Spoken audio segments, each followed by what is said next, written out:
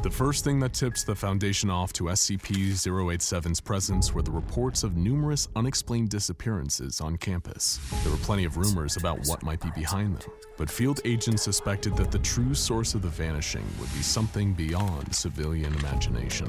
All anyone knew for sure was that everyone who had gone missing was last seen in a certain administrative building on the university grounds, and that the disappearances only seemed to happen when the elevator was out. The campus was soon flooded with Foundation agents, creating a barrier around the administrative building and the presumed habitat of SCP-087. Nobody else could get in, and hopefully whatever was inside couldn't get out. One of the Foundation's lead scientists was flown in to consult on the investigation. What could have been behind those students disappearing? The doctor's preliminary interviews with university staff who worked in the building yielded some interesting details. Strange noises, like banging and even a faint, shrill crying, would be heard from a door that led to a no longer used stairway in hallway 3B. Staff in the building had no reason to ever take these stairs, especially considering how many of them reported a strange sense of unease when just standing outside the dorm. The only reason someone might take those stairs is due to elevator malfunctions. In that instant, the doctor had put it all together.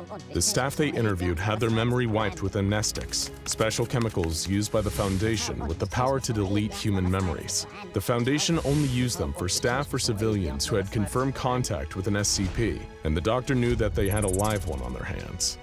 The staircase. There was something terribly wrong with that staircase, and it was the SCP Foundation's job to find out what, before it made anybody else disappear. This is the story of SCP-087, otherwise known as the Endless Staircase, and the 3 doomed journeys down into its murky depths. The doctor was more than eager to begin research into the staircase and its frightening, anomalous properties. After all, you don't claw your way up to being one of the Foundation's key researchers without being brave, and perhaps just a little bit deranged. As was standard, once a perimeter was secured around the staircase, the good doctor requested a selection of D-Class personnel for testing. For those not in the know, D-Class is the Foundation's polite way of saying cannon fodder.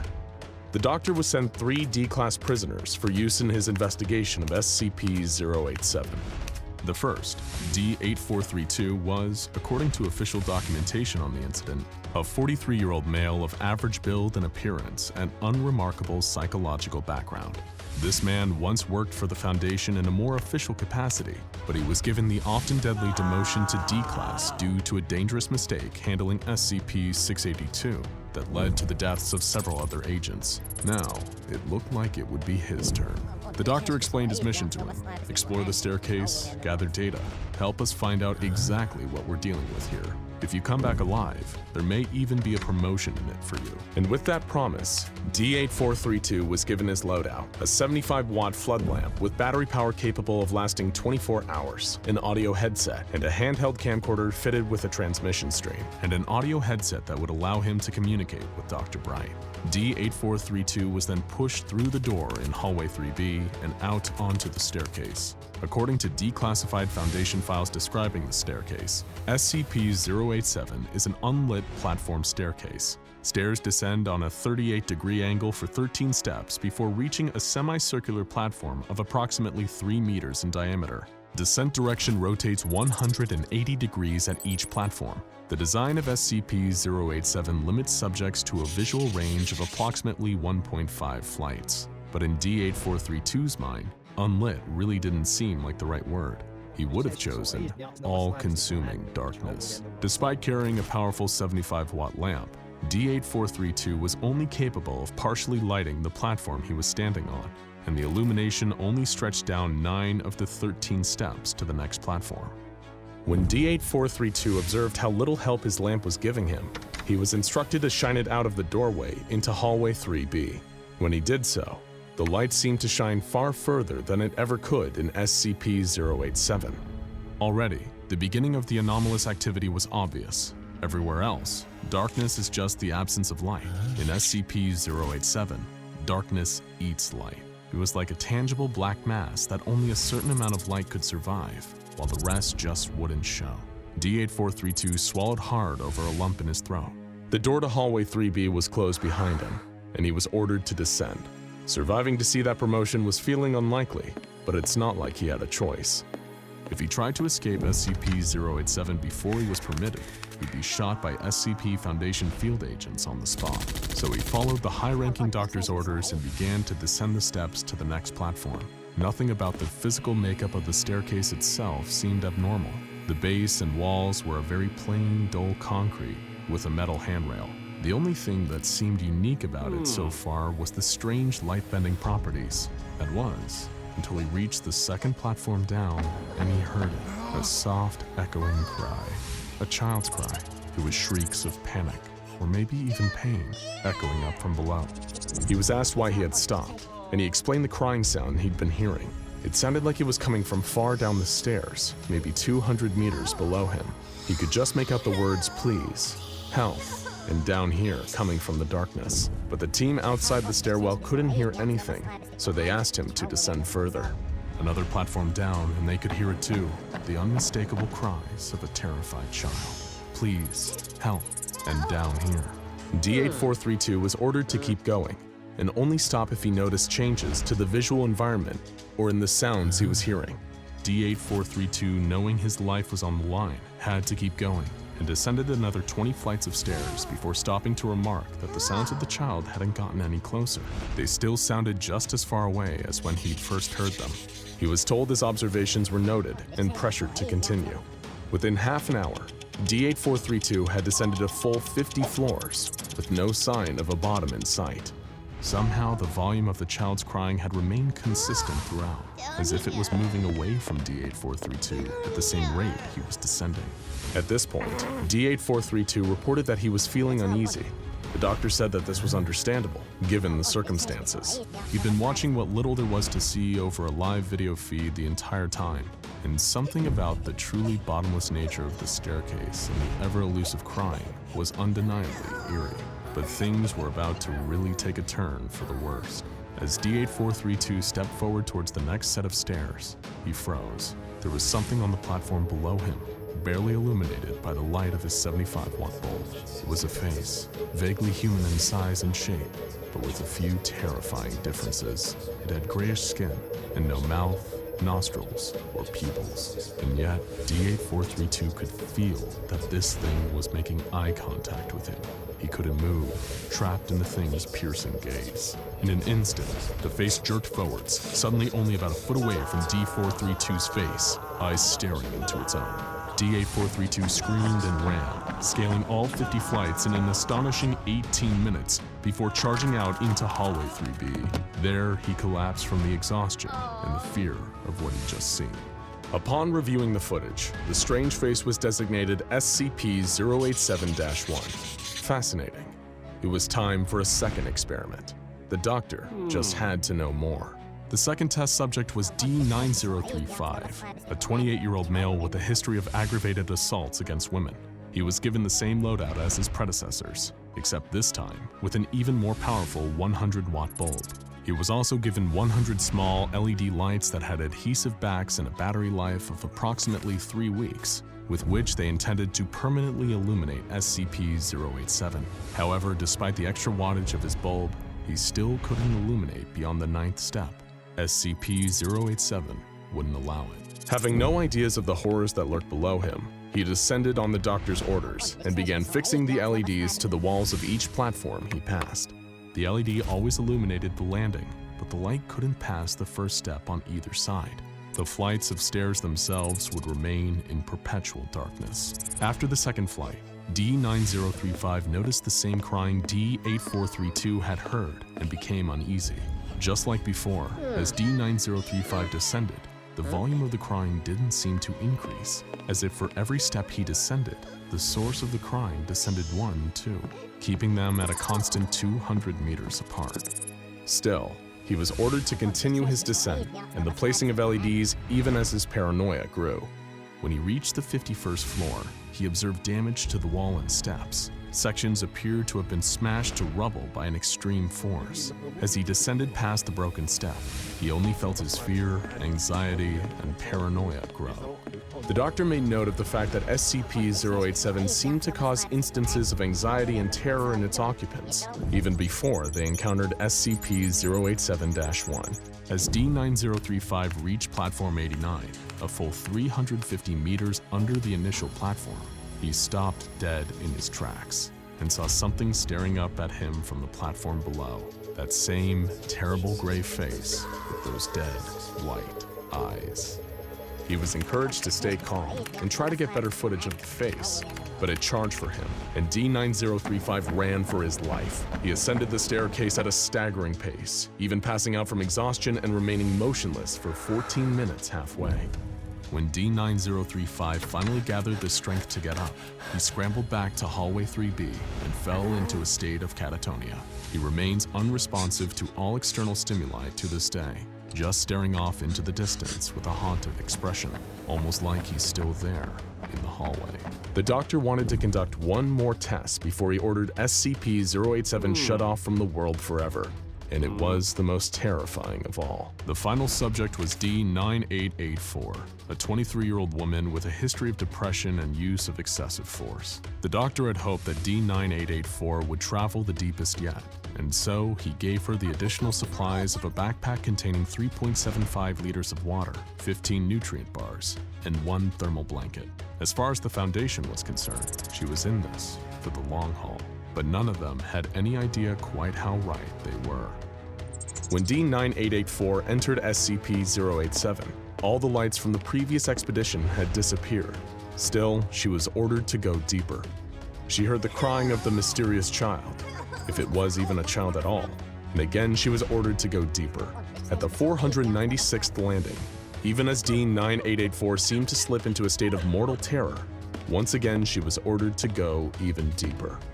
Every moment, he was hoping to get a better look at the face of SCP-087-1, and when D-9884 finally broke and fled back upstairs, he did. The face appeared, but this time, it was mere inches behind her, staring directly into the camera with its blank eyes, startling even this veteran of the supernatural. The face appearing caused D-9884 to panic and flee, but instead of going back up the stairs to safety, she went deeper down the staircase in an attempt to escape it, deeper and deeper and deeper, until her video feed cut out. D-9884 was never seen again. In the aftermath of the tests, the SCP was classified as Euclid. It may have been dangerous, but at least it was easy to contain. The door to hallway 3B was replaced with one made out of reinforced steel with an electro-release lock mechanism. It has been disguised to resemble a janitorial closet consistent with the rest of the building. The lock won't release unless a classified number of electrical volts are applied, while the key is turned counterclockwise. And after a few inches of foam insulation were applied to the inner side of the door, staff at the building never again reported hearing strange noises. As for the fates of those lost within the endless turning flights and platforms of SCP-087, we may never know, but one can only assume it isn't pleasant.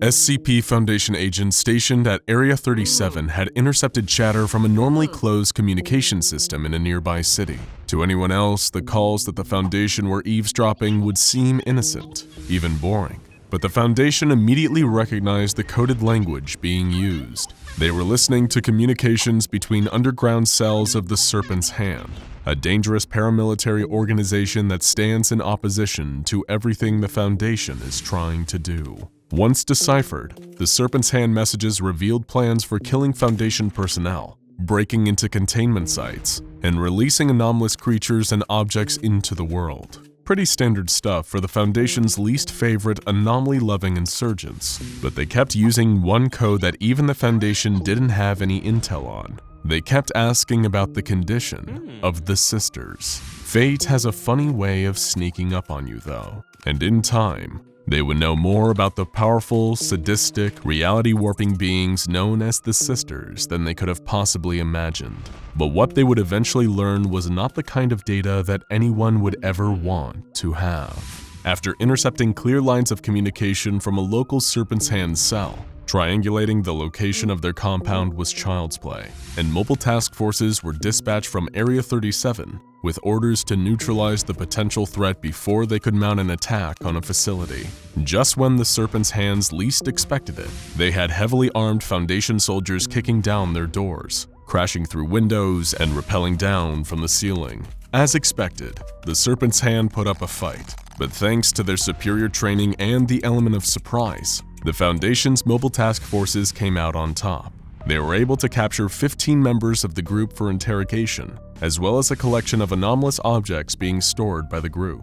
Among them were a small wooden loom, an enamel needle, and a glass eye. When the task force obtained these seemingly mundane items, a haunted-looking Serpent's hand began laughing wildly. He kept repeating, "You have no idea what you're getting yourselves into."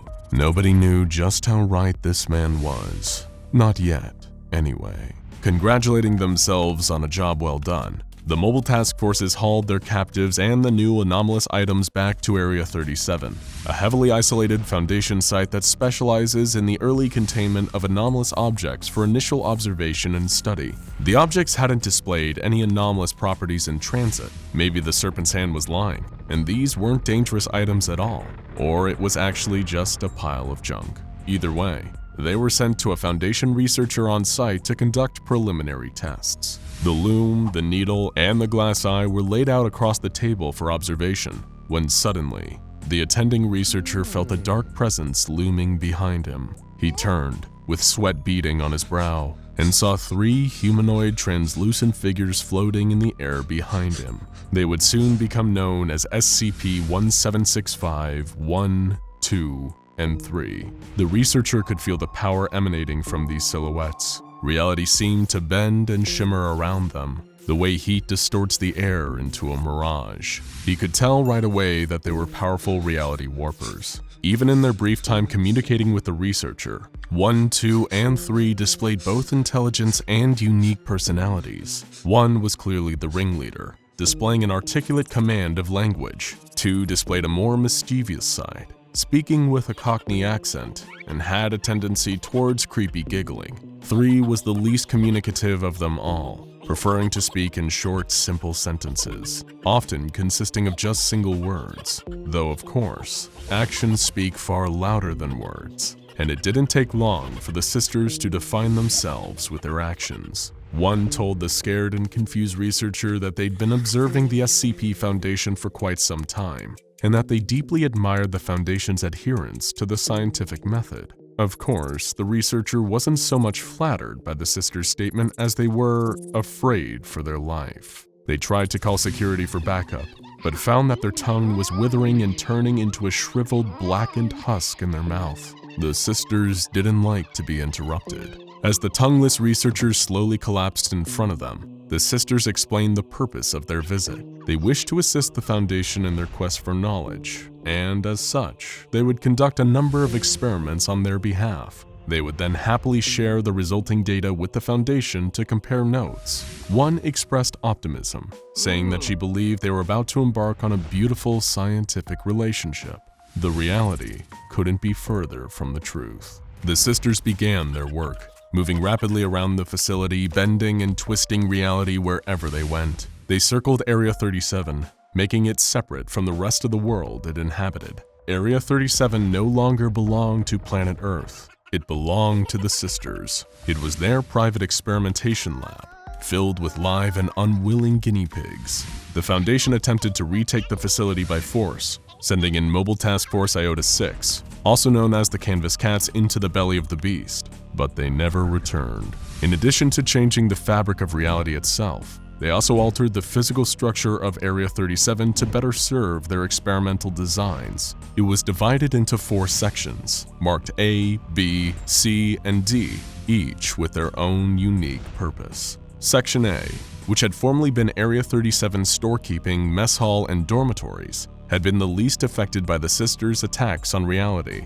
The biggest alterations were the appearance of 2 large metal vats situated in the east corner of the mess hall, a monitoring station connected to the other sections of Area 37 that replaced the storekeeping zones, and an imposing marble sign hanging above the dormitories that reads, "Control Group."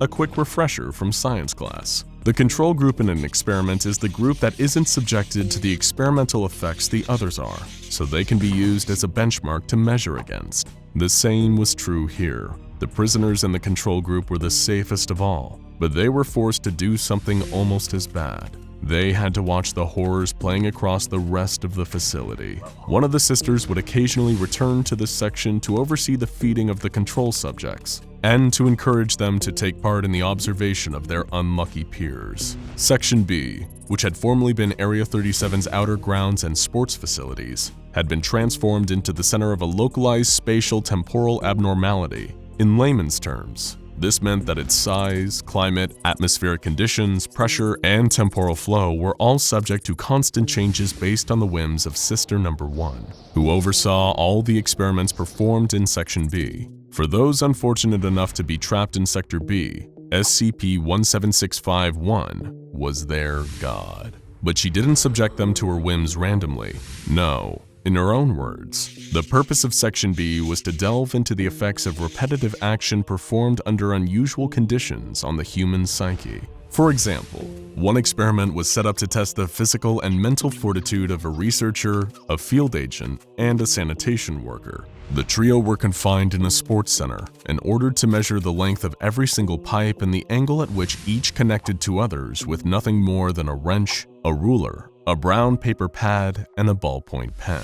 The task was an arduous one, taking over 10 hours, and as soon as the subjects were done, one restructured the sports center and ordered them to perform the task again. The same happened another 459 times before one finally concluded the experiment, leaving the subjects with broken bodies and minds in the aftermath. Section C, which had previously been the facility's main office block, exhibited a similar level of anomalous activity to Section B, except that it was the domain of the more sadistic and mischievous Sister Number 2. Her main area of scientific interest was studying group dynamics and interpersonal relationships during extreme conditions. Very extreme conditions. For one experiment, the office block had been transformed into a kind of football stadium, with the goalposts removed and replaced by concrete bunkers. The two teams were the captured Serpent Hand members and the members of MTF Iota 6, fresh off their attempt to retake the site. The two groups were forced into a deadly game with incomprehensible rules, including rising platforms and hooded figures throwing fiery projectiles into the crowd, trying to incinerate the players. But victory didn't lead to safety, as the winners of the game were crushed to death with giant metal hammers, just for the fun of it.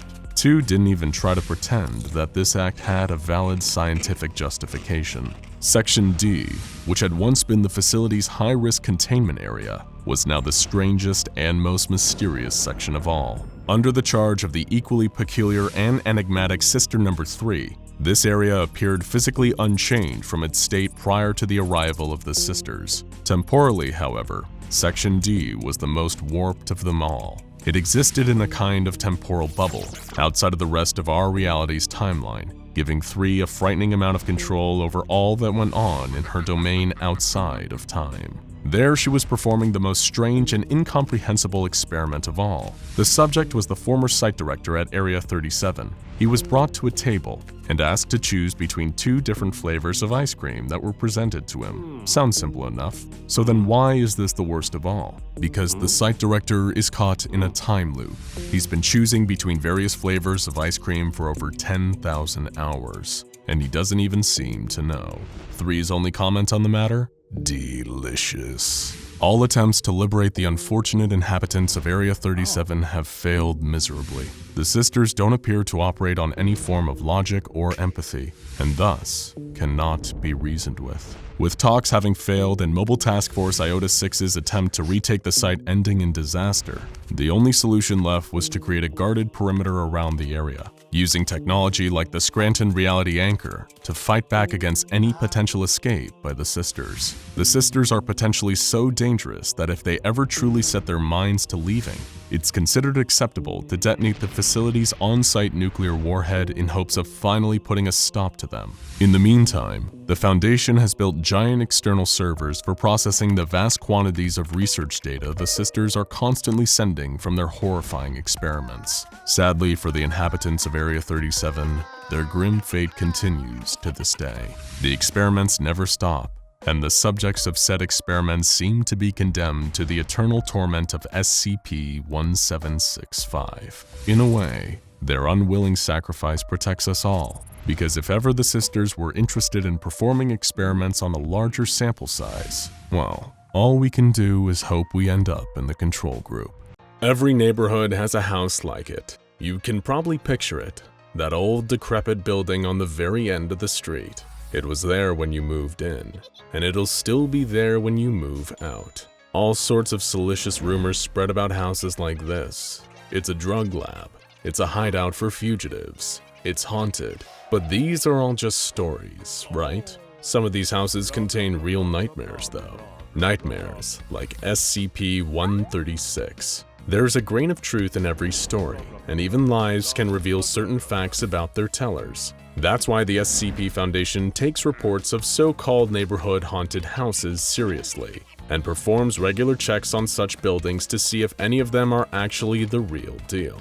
Children can have wild imaginations, but when children living on the same street, years apart with no reason to have been in contact with one another, all start reporting an eerily similar apparition in that creepy old house, and when the stories go beyond just getting freaked out and delve into truly life-altering traumatic paralytic terror, then the Foundation really can't afford not to look into it. One otherwise quiet morning, in a sleepy American town, a convoy of fumigation and asbestos removal trucks pulled in, surrounding that creepy old house at the end of the street. Residents were probably thinking, it's about time someone tore that old death trap down, as people in protective suits spilled into the building.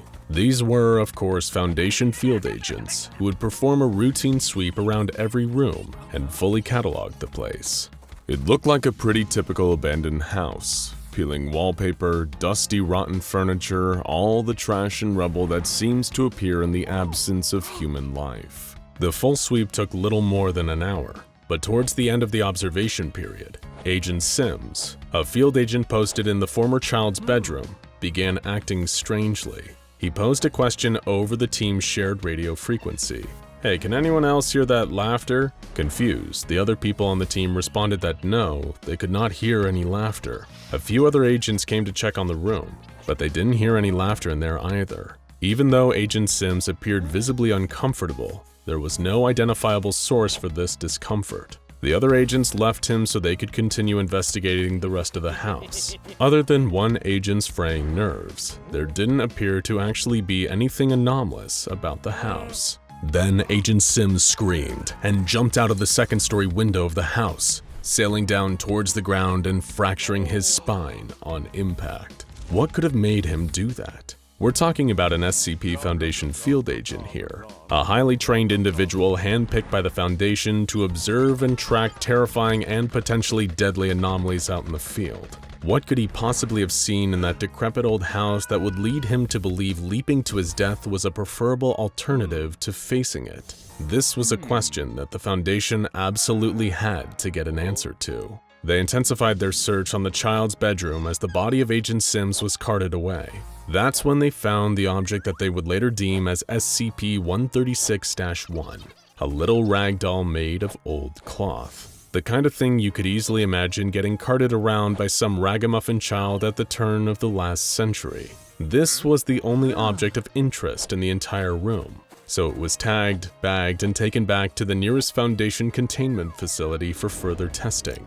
They had no idea what they were about to unleash. When the doll was first brought into its containment chamber, one particular scientist on the research team, Dr. Myers, a headstrong young researcher freshly farmed from a prestigious university, took a morbid interest in the doll. Something about it, even in the absence of readily apparent anomalous effects, made her feel oddly uncomfortable. The doll seemed to carry a vague aura of doom.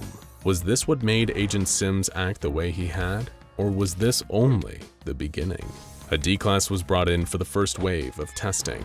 The unfortunate former arsonist was forced to simply stand around in the room with a doll and wait until something interesting happened, and for 20 minutes, no anomalous activity was reported. Then the D-Class began frantically looking around the room, like a frightened animal. Dr. Myers, who had been observing the test, radioed in and asked what was happening. "It's this laughter. This weird, freaky laughter. Like some crazy lady is in here. I can't see her though. Can any of you see her? Can any of you hear that?" They couldn't see or hear anything.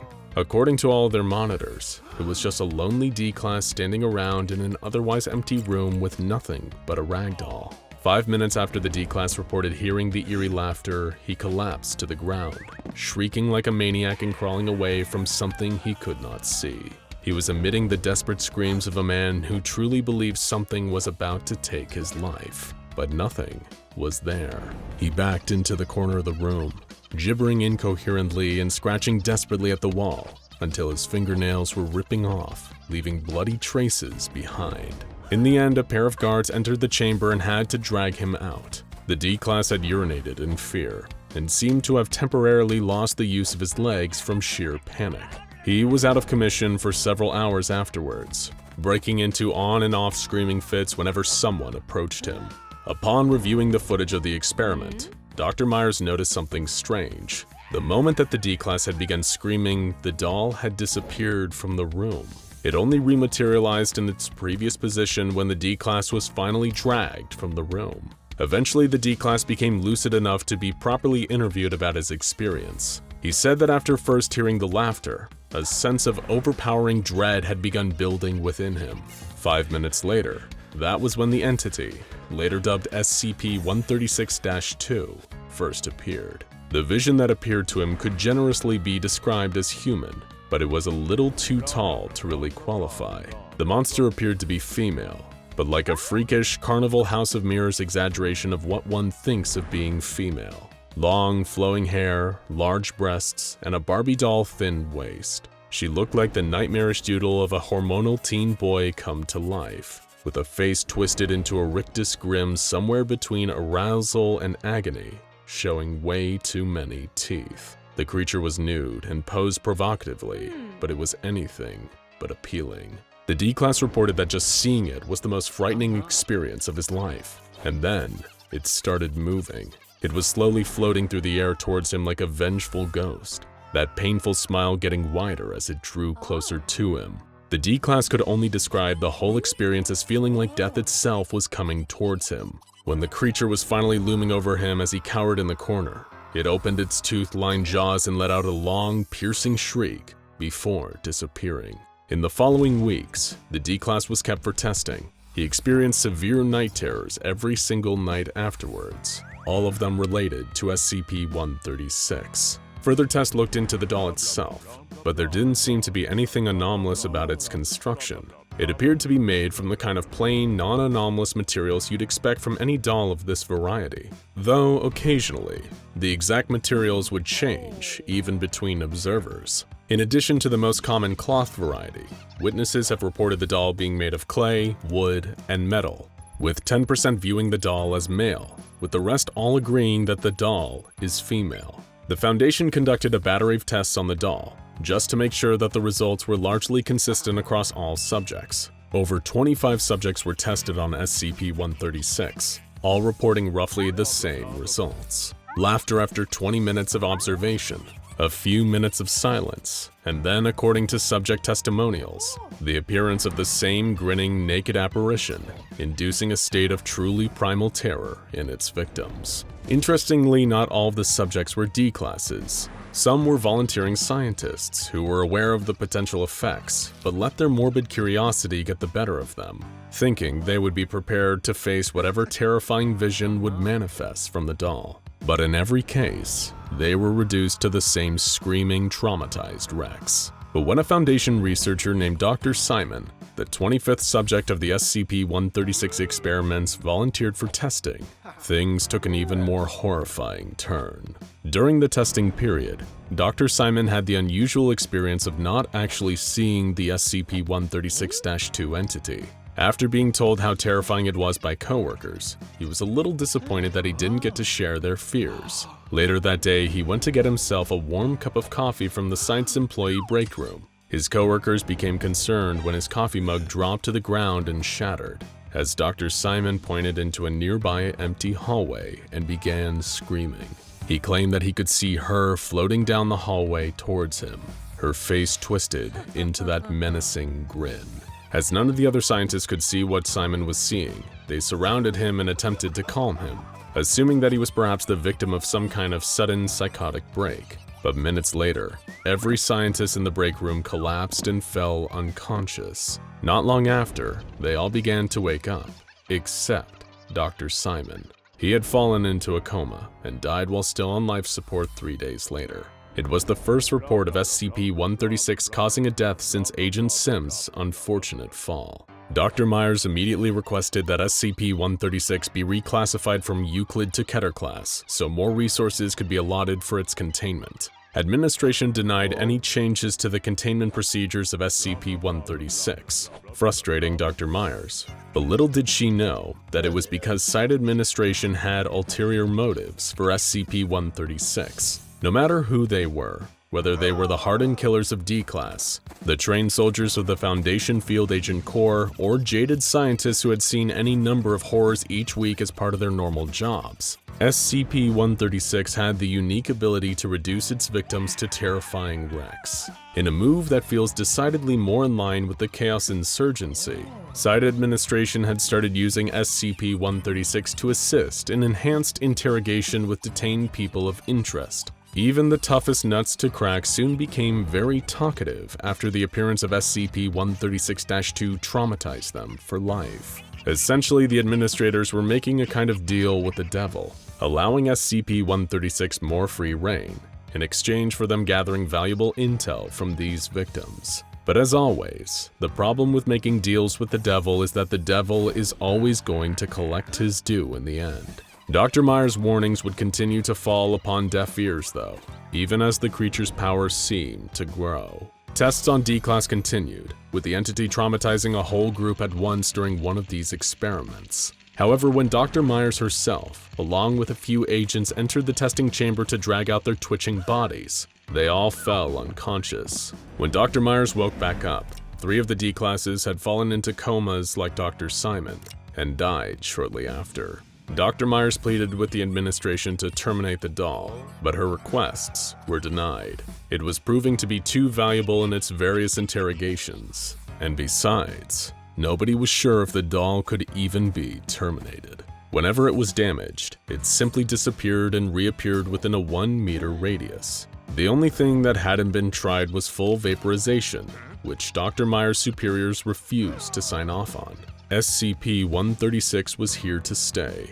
Unfortunately, the same could not be said for Dr. Myers herself. After one more unfortunate testing incident, where D-Class disappeared entirely in what seemed to be clear evidence of SCP-136's growing power, Dr. Myers implored Site Administration to reclassify the anomaly and slate it for termination. It was getting more powerful, more unstable, and more dangerous. But rather than terminate the anomalous ragdoll, in the end all they did was remove Dr. Myers from the SCP-136 case. With her gone, there was one less thing for them to worry about as they gave more and more victims to SCP-136, using its dark powers to torture detained people of interest into telling them everything they wanted to know. But with the entity seeming to grow more powerful with every victim, it seems very likely that Dr. Myers' worst fears will come true. And one day those controlling the terrifying anomaly will find that they're the ones hearing a strange, evil laughter coming from nowhere at all. It was a beautiful September day, but Sean Taylor was trapped in his car in one of the worst cases of gridlock he had ever seen. He tried to look on the bright side though, and while he was stuck in an unmoving car, at least he had a pleasant view of the wide, shimmering lake just off the road next to him. He was admiring the scene when tiny drops of rain started landing on his windshield. That's funny. There wasn't a cloud in the sky a moment ago. There was something off about the rain though. It looked dirty, a rusty red color. Was that blood? He didn't have time to think about it. because just then, a thick, dense mist began to roll over the lake, a fog of blood.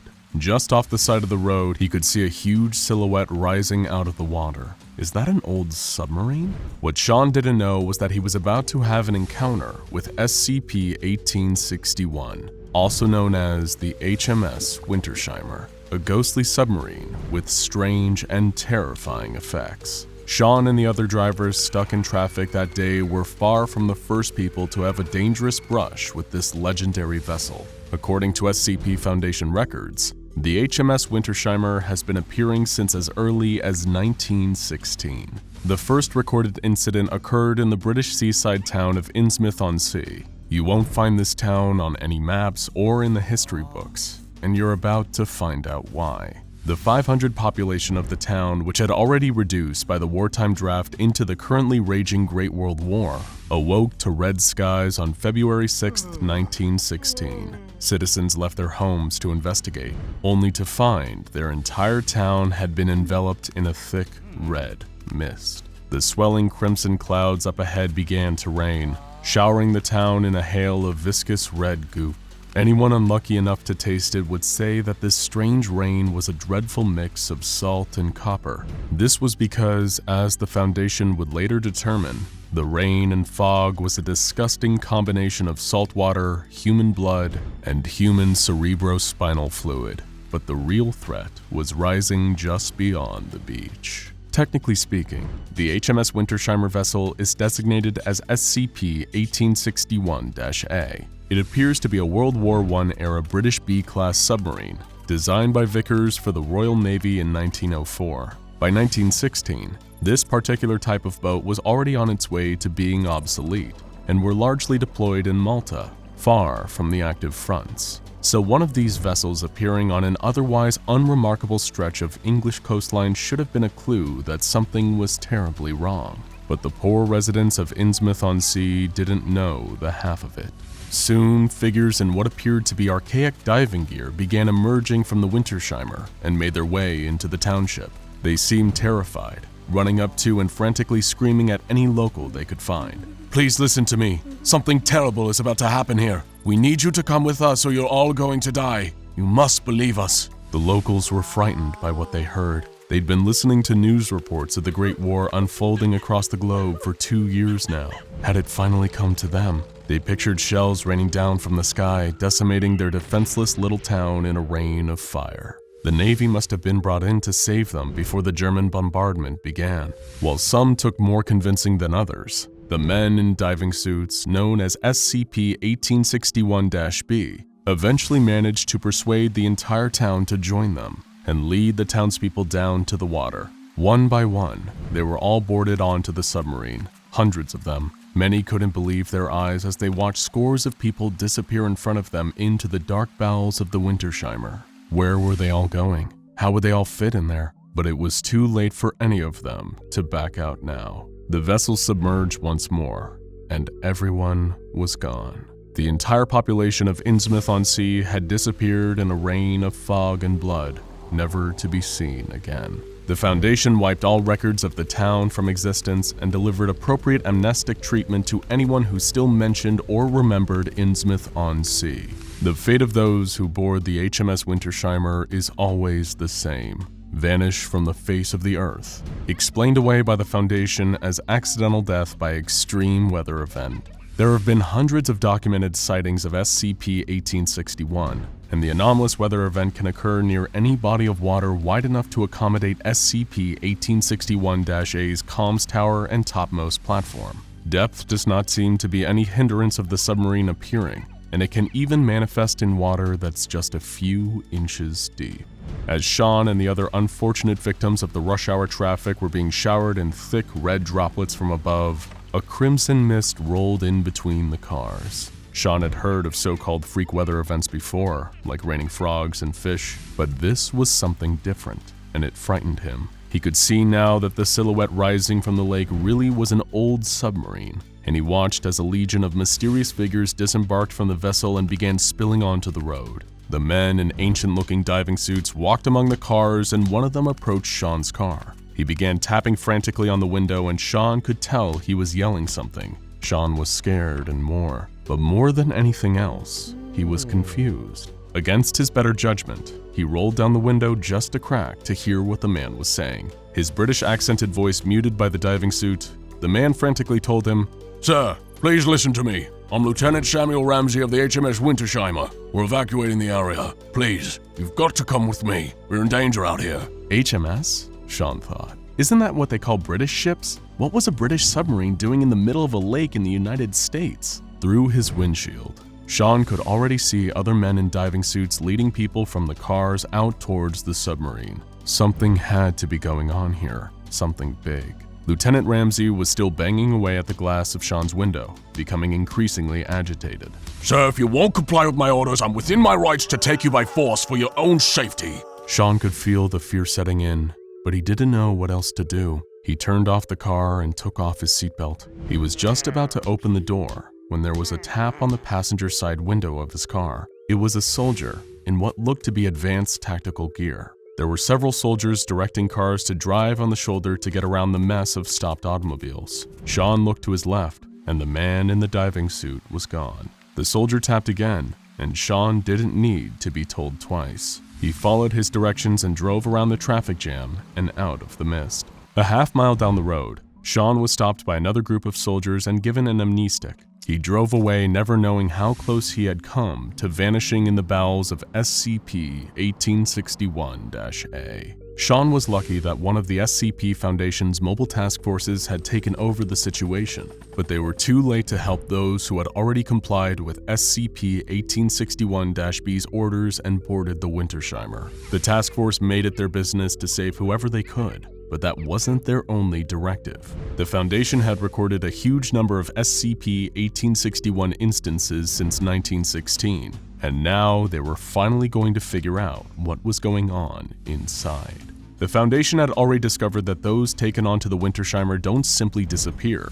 Once on board the submarine, they are forced into a diving suit of their own, which transforms them into new instances of SCP-1861-B. Upon realizing this, Foundation scientists devised an ingenious plot. 6 months before this latest instance of 1861, the Foundation dispatched 2 members of D-Class personnel who were familiar with one another into the Red Mist. One was instructed not to interact with SCP-1861-B, while the other, named Sal, was ordered to enter the submarine. His mission was to report back all findings to Foundation researcher Dr. Clutch during the next 1861 event. The D-Class who remained on shore was brought in once more by the Mobile Task Force during the September event that Sean witnessed. They checked each diving suit wearing Anomaly until they heard a familiar voice, muffled by the mask. It was Sal, and he'd been transformed into an instance of SCP-1861-B. The human D-Class, receiving questions from Dr. Clutch via a remote broadcast, commenced the interview of his former friend. It is from this vital interview that much of the Foundation's knowledge of the mysterious HMS Wintersheimer is drawn. According to Sal, the interior of the Wintersheimer, which is a long, narrow passageway, is a spatial anomaly that seems to stretch on forever. This explains how vast number of people, like the entire population of Innsmouth-on-Sea, can disappear into the submarine at once. Sal reported that, about an hour after entering the vessel, the hatch closed and the interior began rapidly filling with water as the submarine descended. Prisoners of the Wintersheimer were faced with 2 choices: suit up or drown. Few chose the latter option, and as soon as the suit was on, the transformation had begun. As soon as everyone was suited up and the submarine had fully descended, causing the 1861 weather event to dissipate on Earth, the Wintersheimer had effectively entered an alternate dimension. The airlock opened, and the new recruits were instructed to step outside and take a look around. The Wintersheimer veterans informed the new sailors that everyone on land was likely already dead by this point. When Sal first exited the submarine, he commented on everything around him looking eerily similar to how it looked on land before the mist descended, but with one key difference. It seemed as though everything was underwater. Well, not quite that. It was almost as though everything was water, like the world had taken on a kind of flowing liquid state. Sal and the others existed in this otherworldly land of living water for 6 months, and as the months passed, things only got stranger. They found that they neither needed to eat nor sleep. According to Sal, all they did was breathe and pass the time by exploring and talking to one another. Anyone who attempted to take off their suit would dissolve and diffuse into the same liquid that surrounded them. Dr. Clutch asked Sal about the other inhabitants of this alien realm, and this was when things got truly disturbing. There were dead humans and animals floating all over the place, missing their eyes as though they'd been scooped out, and missing their mouths, as though they'd been bitten out of their face by some kind of huge predator. Their empty eye sockets bled constantly, and Sal theorized that this may have something to do with the anomalous blood mists of SCP-1861. When asked to provide more information on why all the corpses were mutilated in this way, Sal said that one of his superiors on the Wintersheimer told him, "The watcher of eyes and biter of teeth deemed them worthy." Whatever this mysterious being was, it seemed to be a powerful figure within 1861's water world, and Sal felt lucky that he never had a direct run-in with the creature himself. For his final request, Dr. Clutch asked Sal to attempt to remove his suit. The Foundation had learned in previous instances of 1861 that the diving suits have anomalous durability, and it was impossible for anyone other than the wearer to remove them. Hence why the Foundation could never deal with 1861-B by using brute force. Naturally, Clutch was interested in finding out what was going on underneath. Sal expressed fear and anxiety at first, wondering if after all he'd been through, whether he could ever be considered human anymore. Eventually, he was convinced to remove the suit, and his worst fears were confirmed. The second Sal removed his helmet, gallons of seawater poured out, and the now empty suit collapsed to the ground. Sal's body was never found. Only some teeth and a pair of eyes were recovered. The eyes were later confirmed to be belonging to a young girl, and the teeth were identified as having come from a European red deer. And so, the dark mystery of the HMS Wintersheimer continues. Because of the unpredictable nature of its appearances and the resulting difficulty of containing it, the Wintersheimer has earned a Keter classification. The only containment procedure currently employed by the SCP Foundation is for mobile task forces to try and intercept the submarine when appearances are reported, and hopefully prevent or at least reduce the kidnapping of civilians. With so many questions left unanswered, all we can say for certain is that if a red mist ever descends on you, and a stranger in a diving suit tells you you're in grave danger, he's absolutely right.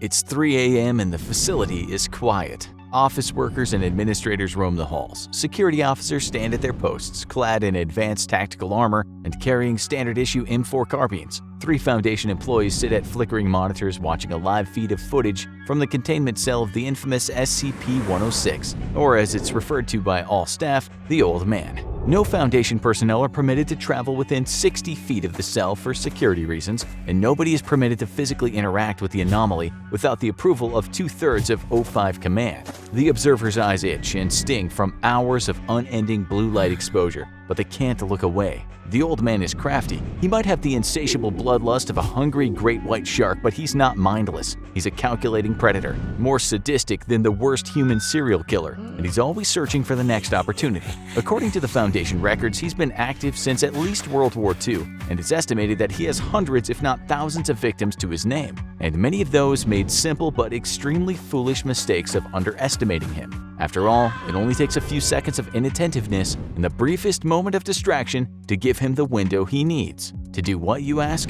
Oh, don't worry, you'll find out, just like they did. The Old Man has his nickname for a reason. Most of the time, he really does look exactly like that, an old man, or more specifically an old man's decaying corpse, his body covered in rotten, dark, grayish-black flesh that looks like putrid meat. Though the creature has been observed being able to change shape, the rot seems to run too deep for the Old Man to ever hide it. Foundation employees that have observed SCP-106 for extended periods of time have reported seeing it assume the form of grinning, decayed children and women whose rotted flesh barely hangs on their creaking bones. Just seeing the images through a video feed is enough to cause a lifetime of insomnia and other sleeping issues. Still, they have a job to do and the cameras remain fixed on the old man. He's been completely motionless for 3 months, just sitting there like a Buddhist monk in deep meditation. A novice might see this period of inactivity as a cause for celebration, but those with experience know that this is merely the calm before the storm. SCP-106 can remain in a dormant state for months at a time. Described by the Foundation scientists as a lulling state, it's believed that the old man is simply waiting for its captors to get soft, make a mistake, or simply have a momentary lapse in concentration, which is all it needs to make its move. It had happened so many times before, and it was about to happen again. One of the observers must have felt an overwhelming wave of anxiety as he saw the creature ever so slightly twitch. Just a tiny quiver in the shoulder muscles, but that was enough to tell the observer that their day had just taken a terrifying turn. He grabbed the emergency phone fixed to his desk and practically screamed into the receiver that 106 is moving, that they need a tactical team stat. But it was already too late. He and the other 2 observers stared into the monitors with their mouths agape as a gooey, rust-like substance began to pool around the creature on the floor of its cell. Slowly, the creature craned its withered neck around. Its face was fixed into a broad, yellow-toothed, lipless grin. Its eyes had the kind of dull, flat malice of an underwater predator. It looked directly into the camera, directly at them, and smiled. The observers knew this was bad. Really, really bad. With what they could have sworn was a little nod, the old man began sinking into the rusty puddle it made on the ground beneath it, until it had disappeared entirely. SCP-106 is capable of phasing through any solid surface with ease, making it one of the hardest entities to reliably contain, and earning it a spot on the dreaded Keter class, reserved for the anomalies that are complete nightmares to keep locked up. Through the years of costly research and deadly trial and error, the Foundation would later devise ways of at least slowing the creature down. It's shown to have an aversion to lead, highly complex or random physical structures, and intense bright light. None of these cause harm to the creature, as far as we know, literally nothing can, but they'll at least buy you some precious extra seconds with which to at least try and escape. Seconds the 3 observers didn't have. One of them grabbed an emergency line again and barked into it that they had lost visual on the anomaly. Just then, the observers heard a faint, crackling sound behind them and the hissing of a chemical burn. They turned in horror to see a huge rusty burn mark expanding across the wall, right next to the door, which was their only escape route. They backed as far away from the door as they could as a rotten hand began reaching out of the mass of corrosive black sludge, followed by the grinning face of SCP-106, ready to have some fun. Meanwhile, 2 heavily armed security officers, Agents Goodwin and Resnick, came charging down the corridor toward the observation rooms. It became a bleak slogan during SCP-106 escape attempts that all you need to do is follow the screams, and that motto was proven true that night, because awful things were happening to the observation personnel. They were certainly screaming about it. Of course, even with the top-of-the-line firearms, there was little they could do to harm the rampaging old man. He seemed immune to all forms of physical damage. All they could hope to do was keep the thing distracted until the scientists and containment specialists finished the preparations to lure him back into his containment cell. Goodwin surged forward while Resnick covered his 6. Vigilance was key, as unlike a standard human combatant, SCP-106 could attack from literally any angle, including above or below. Physical obstacles were irrelevant to him, and no cover was safe. The hardened security officers could see the burn mark on the wall of the observation room as they approached. SCP-106 was perpetually coated in a thick black mucus with powerful corrosive properties that left any surfaces it touched permanently marred. Foundation scientists speculated that this mucus served as a kind of pre-digestive substance that tenderizes meat and bone alike, but to what purpose this serves is a mystery, as the old man has never been observed eating. It's postulated that the only purpose is causing additional pain. Goodwin and Resnick knew to treat this hissing sludge as a potential threat, as the corrosive properties would remain active for as much as 6 hours before finally fizzling out. The 2 officers shared a quiet nod before Goodwin breached the observation room door with a hard kick. The 2 of them surged inside, guns at the ready. In their time working at the Foundation, they'd seen some truly horrific sights. From the mutilation of D-Class personnel, typically death row prison inmates brought in for use as SCP guinea pigs, to the violence and mayhem of a containment breach. But there was nothing in their past that would ever make the horrifying sight they saw in the observation room that night feel normal. All 3 observers were dead. Almost nothing remained of 2 of them, and the third, while still intact, no longer looked human. He looked like he'd somehow been dead 100 years in the brief period that the old man had been free. His skin was gray and completely dried out, and his mouth was locked into a perpetual scream. It was a massacre, but there was no sign of the old man. Goodwin grabbed his radio and whispered, "This is Goodwin in Observation Room 6, requesting immediate backup. We have no idea where this thing," but his sentence was cut off by a sudden scream from Agent Resnick. SCP Foundation security officers are as tough as nails, the best of the best, you might say, recruited from the top military organizations in the world. So hearing one of them scream in fright is a rare, if not impossible, occurrence. But even they were forced to yell out in fear when they looked up to see the old man standing on the ceiling, grinning down at them. Resnick raised his M4 and shot a 3-round burst at center mass. SCP-106 didn't care. Even under sustained gunfire from the 2 security officers, it didn't flinch. The old man simply reached down and snatched Agent Resnick from the ground like it was picking an apple from a tree.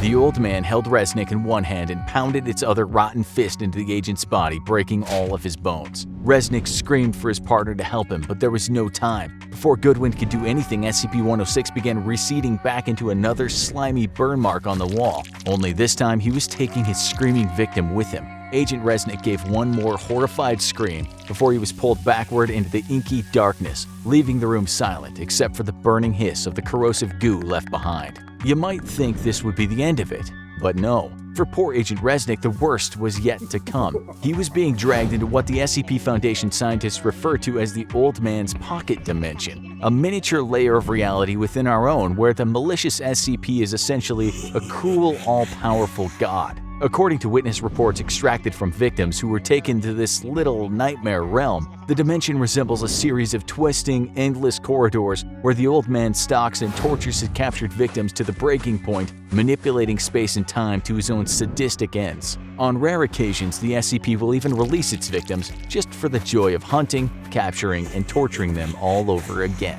While Agent Resnick was learning the true meaning of terror, containment specialists were mobilizing in its cell, preparing the one known, tried and true method of luring the old man back, tempting it with the prospect of causing even more suffering. In order to do this, Foundation personnel take one of the aforementioned Class D personnel and begin inducing extreme pain by breaking a major bone or slicing a tendon every 20 minutes. The victim's agonizing screams are then played over the facility's intercom, acting as bait for the pain-loving old man. The screams echo through the facility's otherwise silent halls as the mutilated corpse of Agent Resnick falls from a new scorch mark on the ceiling. The old man can hear the sounds of suffering ringing out through the air around him, and he can barely contain his excitement over the prospect of a new plaything. The snapped femurs, the torn Achilles tendons, it was all too good to miss. Having had its twisted fun with the security officers and observers, SCP-106 wandered back to its containment cell, where a new screaming victim awaited. The other security officers, containment specialists, and scientists evacuated the area,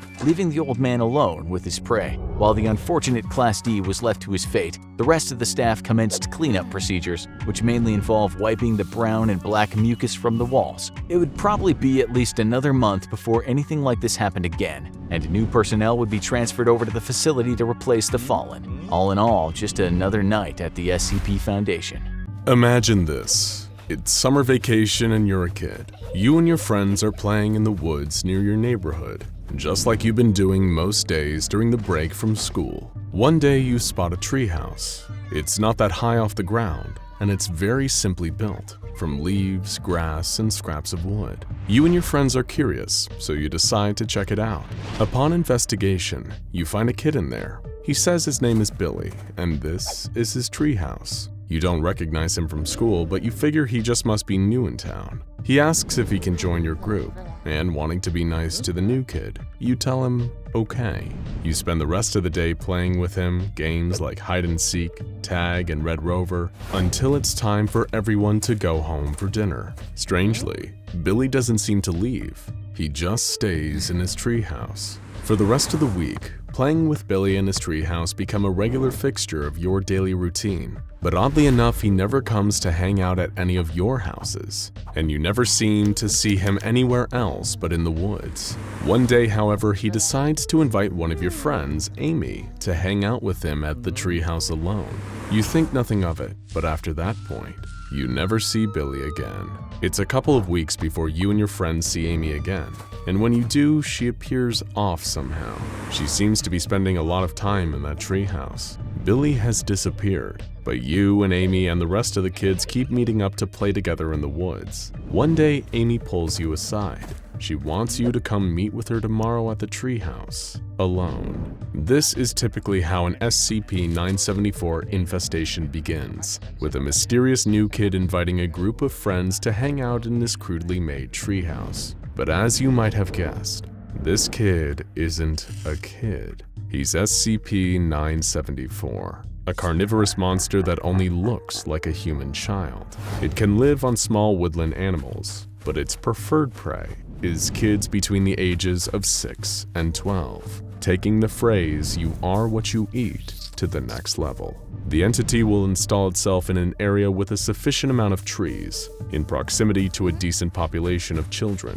It will then construct a crude treehouse to serve as its nest, and begin befriending groups of between 2 and 5 children. The creature will engage in normal outdoor games and allow its new friends to come and go as they please, building the trust of its newfound playmates. But then, after about a week, it will select its victim. SCP-974 will single out one member of the group and invite them to the treehouse alone. Whether they accept or deny the invitation is irrelevant, because this is the point where SCP-974 will strike, subduing and then devouring that child. After doing so, the creature will disappear from the area, going into a state of hibernation for roughly 12 days. During that time, it goes through a period of metamorphosis, transforming from whoever it looked like before into an exact likeness of the child it just consumed. SCP-974 will continue this cycle of selecting and catching prey until there are no children left in the surrounding area.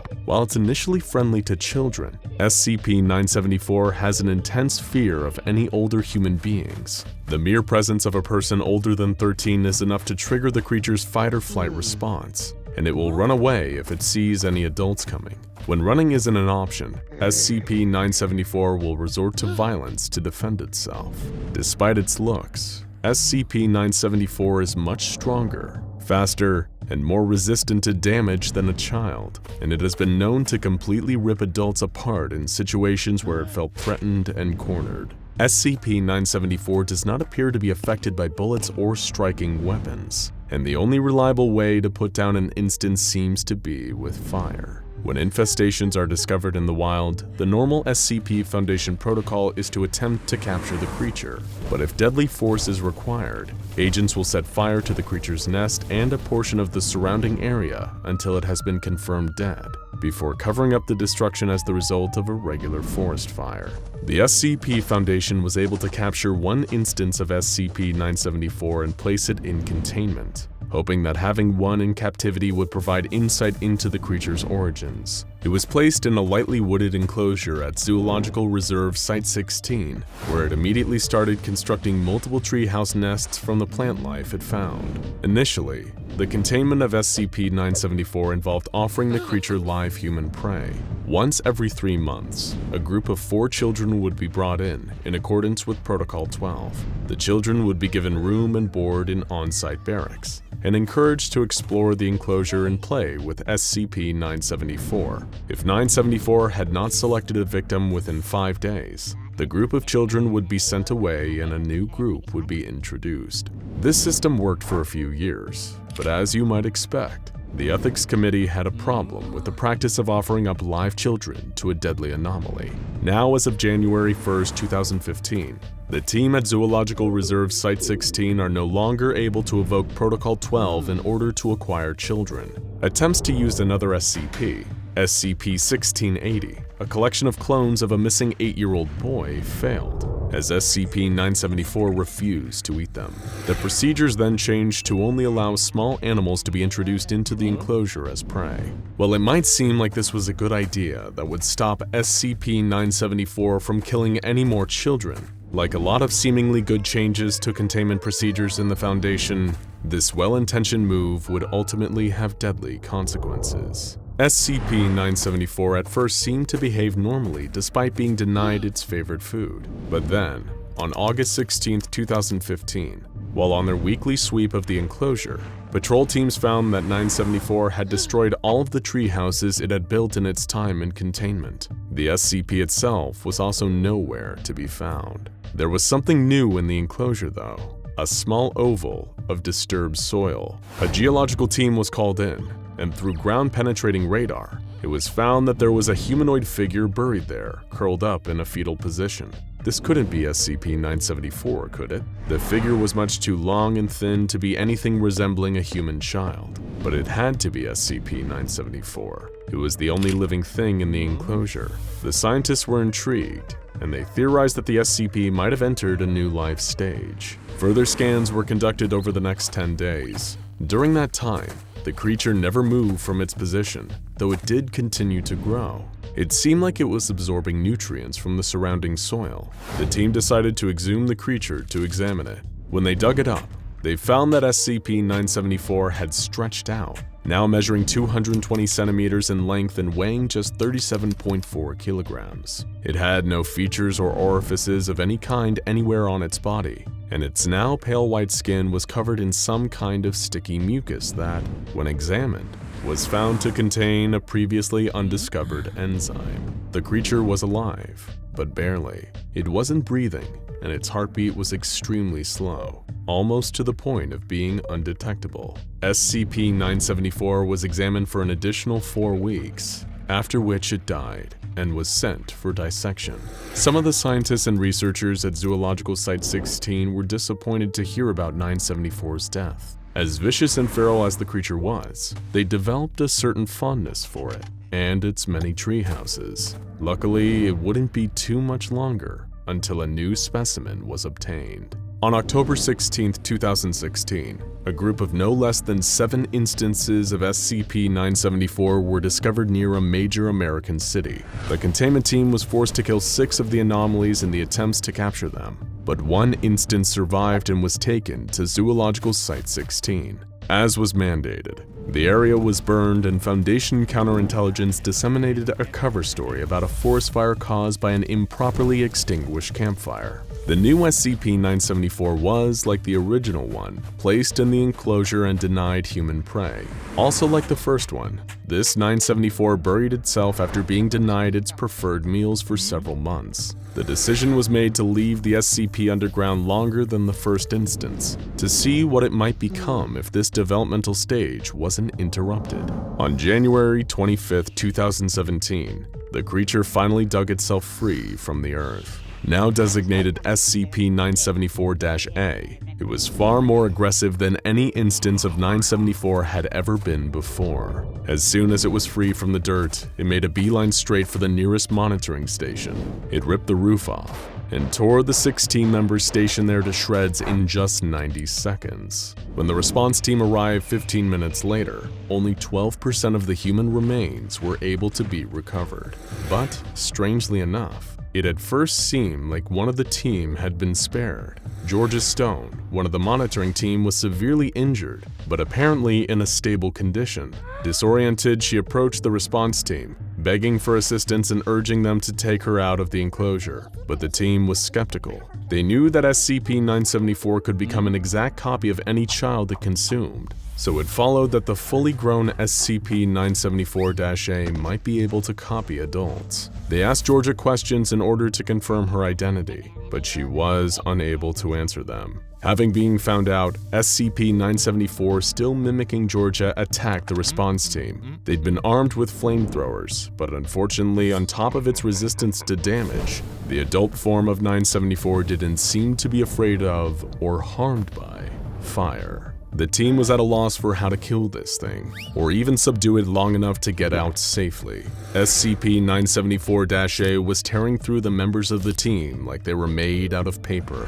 Thinking quickly, one member of the response team, a guard named Emilio, pulled out one of his standard-issue Foundation hand grenades. When SCP-974-A came at him, he pulled the pin and, holding the grenade, shoved his arm into the creature's open mouth. While the explosion destroyed Emilio's arm, it didn't even break the skin of SCP-974-A. However, it did result in serious damage to its internal organs, which finally killed it. Following its death, an autopsy was conducted, revealing enough about the creature that a new file of effective methods of extermination was able to be created. After this event, The protocols for SCP-974 containment were completely overhauled. Any instances of SCP-974-A seen in the wild are to be killed as quickly as possible. More disturbingly though, the Ethics Committee rescinded their previous decision, and any instances of 974 that are brought into containment are to be provided with human prey again. Letting SCP-974 kill children might not be a very humane way of keeping it contained, but given how much more aggressive and hard to kill this SCP's adult form is, any option that stops the creature's metamorphosis from happening is likely the best option in the long run. So remember, if you're ever out in the woods and see a crudely constructed treehouse, perhaps think twice about how innocent it is. There could be something hungry lurking inside. It's the holiday season.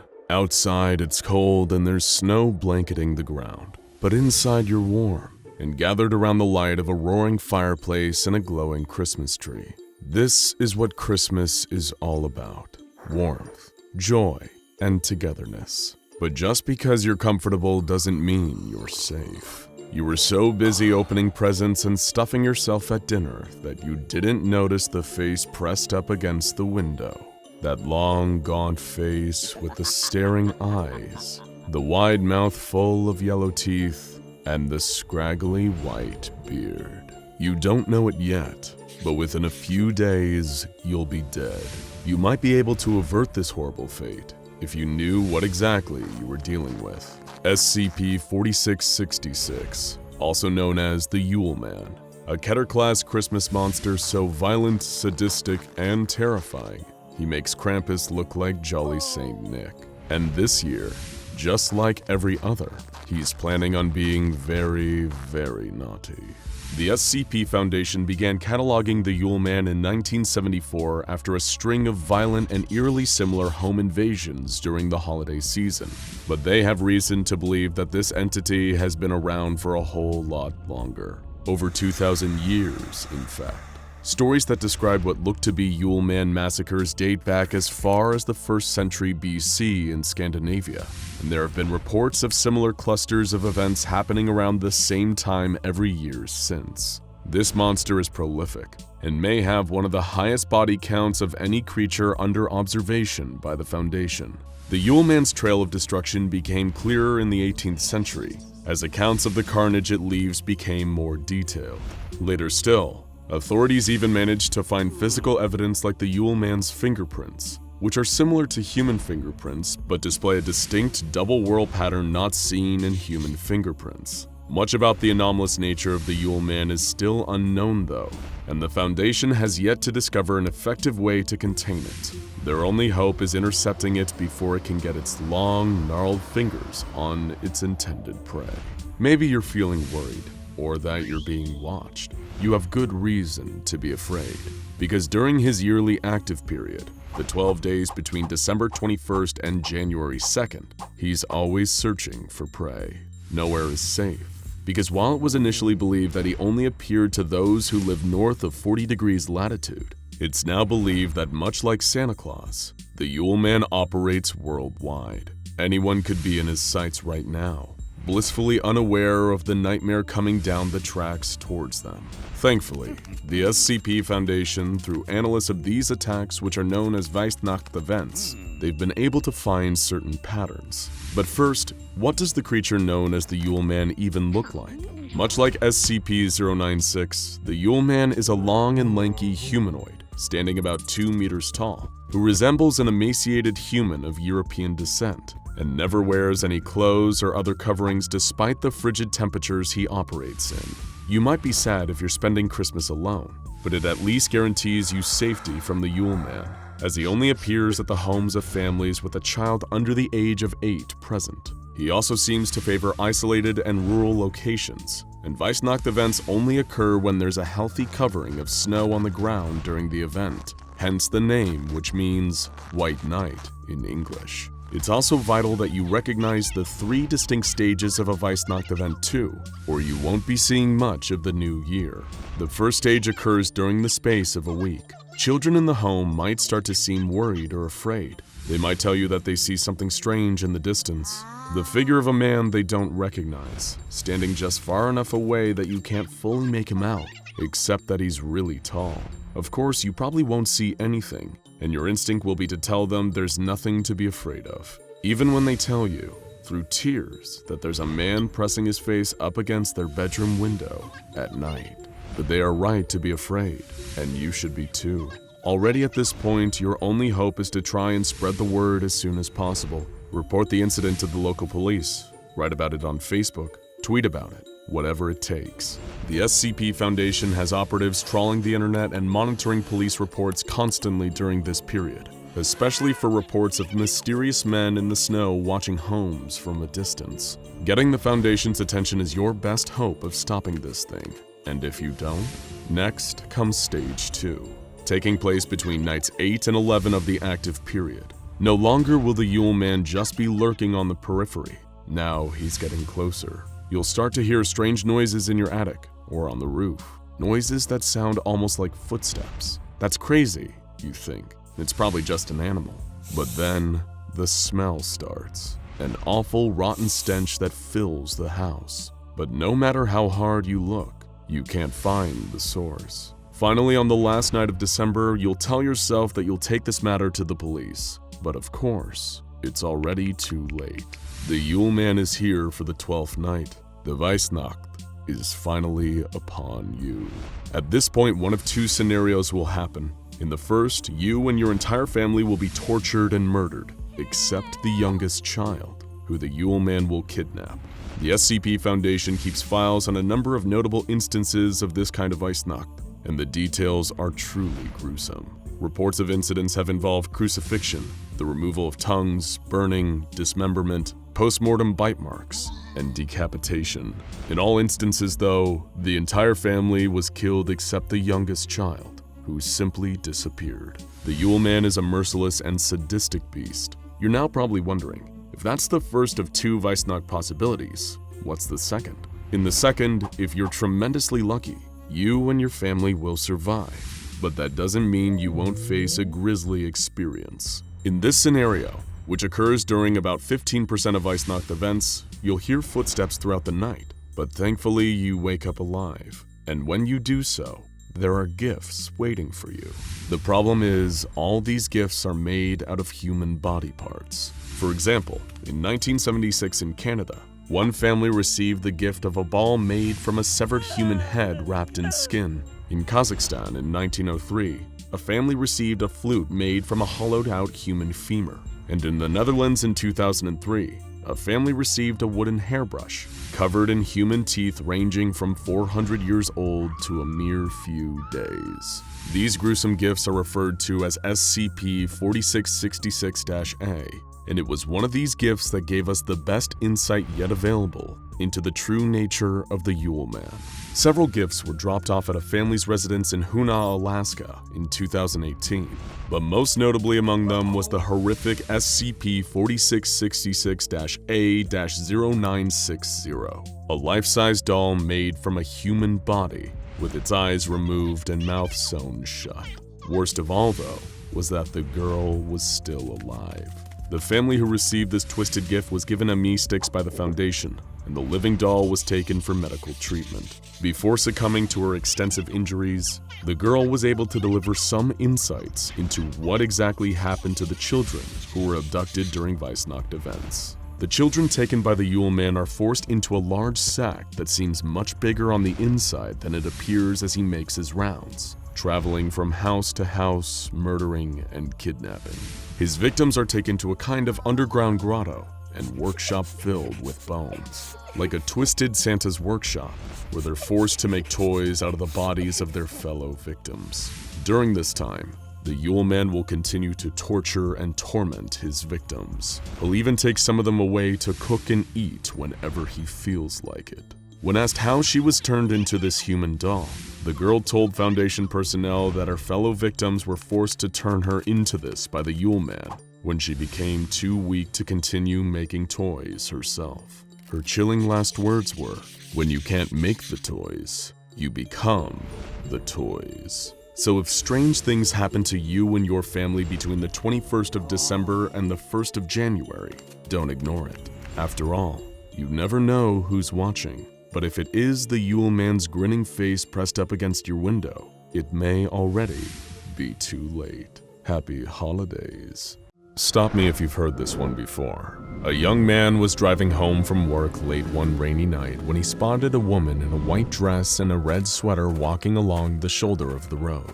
Concerned for her safety, he slowed down and rolled down the window so he could talk to her. When he asked where she was going, she said she was walking to her parents' house. The man pulled over and offered her a ride that she accepted. The woman gave him the address of her home, hopped in the back seat, and the man drove off. He sensed that she must have been cold from walking in the rain, so he cranked up the car's heater to help her dry off. Soon she removed her heavy red sweater and placed it on the seat next to her. The man tried to make friendly conversation, asking if the woman had a job, what she was studying at school, where'd she'd been that day, but she remained quiet, staring out the window, until they drove past an old graveyard. The woman began pounding on the glass of the car as if she desperately wanted something. Unsure of what to do, the man pulled over, but before he could ask her what was happening, she had gotten out of the car. He exited the car to try and find her, but the woman was nowhere to be seen. She must have somehow ran off. Confused, the man got back in his car and drove away. He went on his way and didn't think of it again until the next day, when he noticed her sweater was still in the back of his car. He decided to go to the house she had originally given him the address for and give it back to her. He found the home without any trouble, but when he knocked on the door, the old woman who answered it was confused by his story. She told him that her daughter couldn't have possibly left her sweater in his car because she died in a car accident 30 years ago. The Vanishing Hitchhiker is a classic ghost story, with the details varying from place to place and storyteller to storyteller. In Chicago, she goes by Resurrection Mary, named after the graveyard she asks for rides to. In Okinawa, Japan, she's known as the Nightwalker of Nago, and she only appears to taxi drivers. In Kent, England, she's Suzanne, a bride killed in a car wreck on the way to her bachelorette party. In North Carolina, her name is Lydia, and in Hawaii, she's believed to be the goddess Pele in human form. But as far as our friends at the SCP Foundation are concerned, the Vanishing Hitchhiker's name is Mary Talish, also known as SCP-1337. On the 19th of May, 1952, college sophomore Mary Talish was abducted on her way to class in her hometown of Muncie, Indiana. When police found her body 2 weeks later, her eyes and heart had been torn from her body in a ritualistic fashion, and she had scrapes and bruises that suggested she had been beaten before her murder. Her killers were never caught, and her body was returned to her family for burial in Tomlinson Cemetery.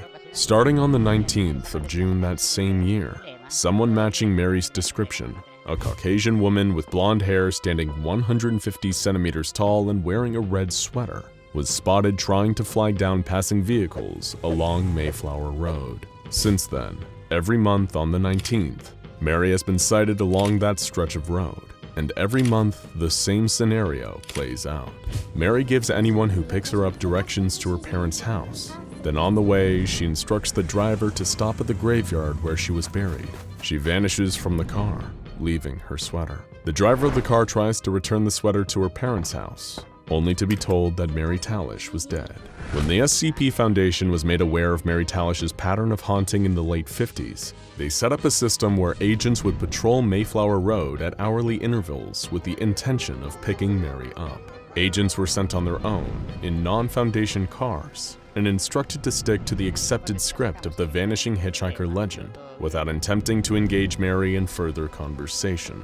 Mary's parents were also given E-Class agent status to keep them from speaking about the haunting, and told that the Foundation was working on a way to set the spirit to rest. Early attempts to study the apparition were inconclusive. It proved impossible for the Foundation to relocate her or trigger her manifestation outside of the 19th of every month, and attempts to analyze her sweater were fruitless, since if the sweater wasn't returned to the Talish family home, it would simply vanish from containment at or around sunset on the next 19th. For 20 years, SCP-1337 events continued to happen as normal. D-Class personnel under the instruction of the Foundation would pick Mary up, drive her past the cemetery, and return her sweater to her parents, it was business as usual, and in fact it was one of the more sedate reoccurring apparitions the Foundation had to deal with. But, as you might have guessed, that peace wouldn't last forever. Enter Dr. Lawson, who in 1972 was placed in charge of all resources regarding SCP-1337. Dr. Lawson was getting sick of all this phantom hitchhiker business, and while most of the Foundation was happy to keep this routine going, Lawson thought that the continual picking up and dropping off of Mary Talish and her red sweater was a waste of the Foundation's valuable time. After all, it was the early 70s. The price of oil was at an all-time high, so the expense of sending car after car up and down the same road for a solid day once a month just to pick up a ghost was more trouble than it was worth. So Lawson started developing a plan, one that he didn't go through the proper Foundation channels to approve. He reasoned that the reason Mary's ghost kept coming back was because she wanted something. Since always asked for a ride home, then it must mean she wanted to return back to her parents. So logic followed that if she had nothing or no one to go back to, then she'd stop appearing.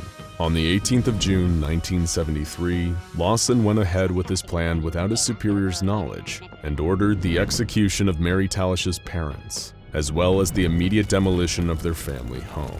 According to his journals, Lawson had hoped that his attempt at decommissioning 1337 would significantly cut the Foundation's gas bills, freeing up valuable funds, at which point he'd surely be promoted in recognition of his brilliance. But that wasn't what happened. Lawson was demoted from team leader to junior staff, and only kept on 1337 detail out of the belief that, without a family to return to, Lawson would become the new focal point of the haunting should Mary Talish ever return.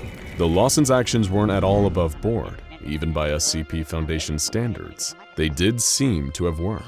The 19th of June came and went without a single Mary sighting, and she wasn't seen the next month either. A full year went by without any sign of the Mayflower Road apparition. Satisfied with this turn of events, the Foundation made the decision to officially reclassify SCP-1337 from safe to safe decommissioned, and the gas money that was budgeted for the Mayflower Road Patrol was redirected to the SCP-682 Tank Acid Fund. But even though everything seemed to have been sorted out, Lawson wasn't entirely satisfied, and not just because of his demotion.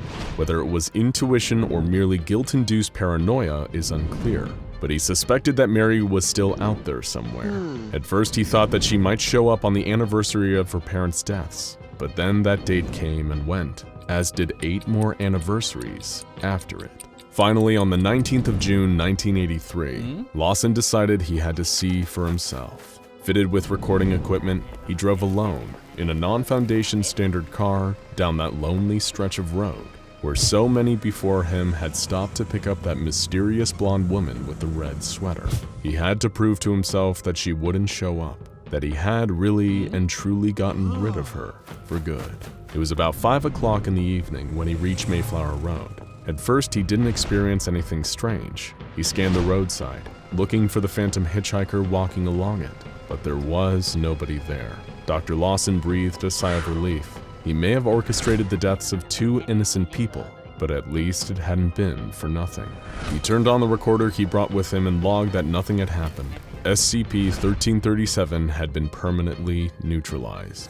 As he approached the T intersection and prepared to turn onto Marsh Avenue, he looked up to adjust his rearview mirror. To his horror, he found that he wasn't alone in the car. Someone was in the seat behind him. Someone with blonde hair and a red sweater. His last transmission consisted only of, "Wait, who the hell are you?" before the recording abruptly stopped. Lawson's car was found soon after by Foundation agents. Lawson was dead in the front seat, bruised and bloody, with his eyes and heart ripped out in a ritualistic fashion, just the way Mary Talish had been found all the way back in 1952. It turns out that Mary hadn't been neutralized after all. She'd just been waiting for a chance to get revenge on the man who killed her family. And Mary didn't stop with Dr. Lawson. No longer does she appear, walking along the road waiting for someone to offer her a ride before disappearing without incident. Now, should someone pass by without offering a ride, she will appear in their back seat before reenacting the method of her own death upon the driver. And her physical appearance has changed too. Whereas before she looked like the image of a pretty young woman before her tragedy, now recordings show that she appears with the wounds of her death present, her eyes gouged out in their sockets, and a massive hole in her chest where her heart should be. The same wounds she inflicts on her victims. The SCP Foundation has tried closing off and eventually destroying the road, but that has only resulted in Mary manifesting at other locations in and around Meansea. Foundation documents reveal that any back road in the city can potentially serve as host to a 1337 event, and all attempts to contain the apparition have failed. The only way someone who has seen Mary can avoid her wrath is by stopping to pick her up, at which point she will dematerialize before reappearing on another road. Mobile task forces have been unsuccessful, as Mary only appears to those driving alone, and all agents who have been sent on solo missions to apprehend her have resulted in the death of the agent. SCP-1337 was reinstated, this time as Euclid class. Currently, the Foundation's method of managing SCP-1337 is to dispatch a security team on the 19th of every month to monitor all the places where a potential sighting could take place. As soon as signs of a manifestation are identified, a remotely controlled vehicle containing a single D-Class is driven to the location. Once Mary appears in the car is piloted to the empty lot where her home used to stand, and the remains of the D-Class are then disposed of. Like a lot of the stories that get passed down as urban legends, the story of SCP-1337 has a lesson that can be taken away from it. This SCP started off as an ordinary local haunting, no more deadly than Lydia, Suzanne, Resurrection Mary, or any of the countless other local versions of the Vanishing Hitchhiker story.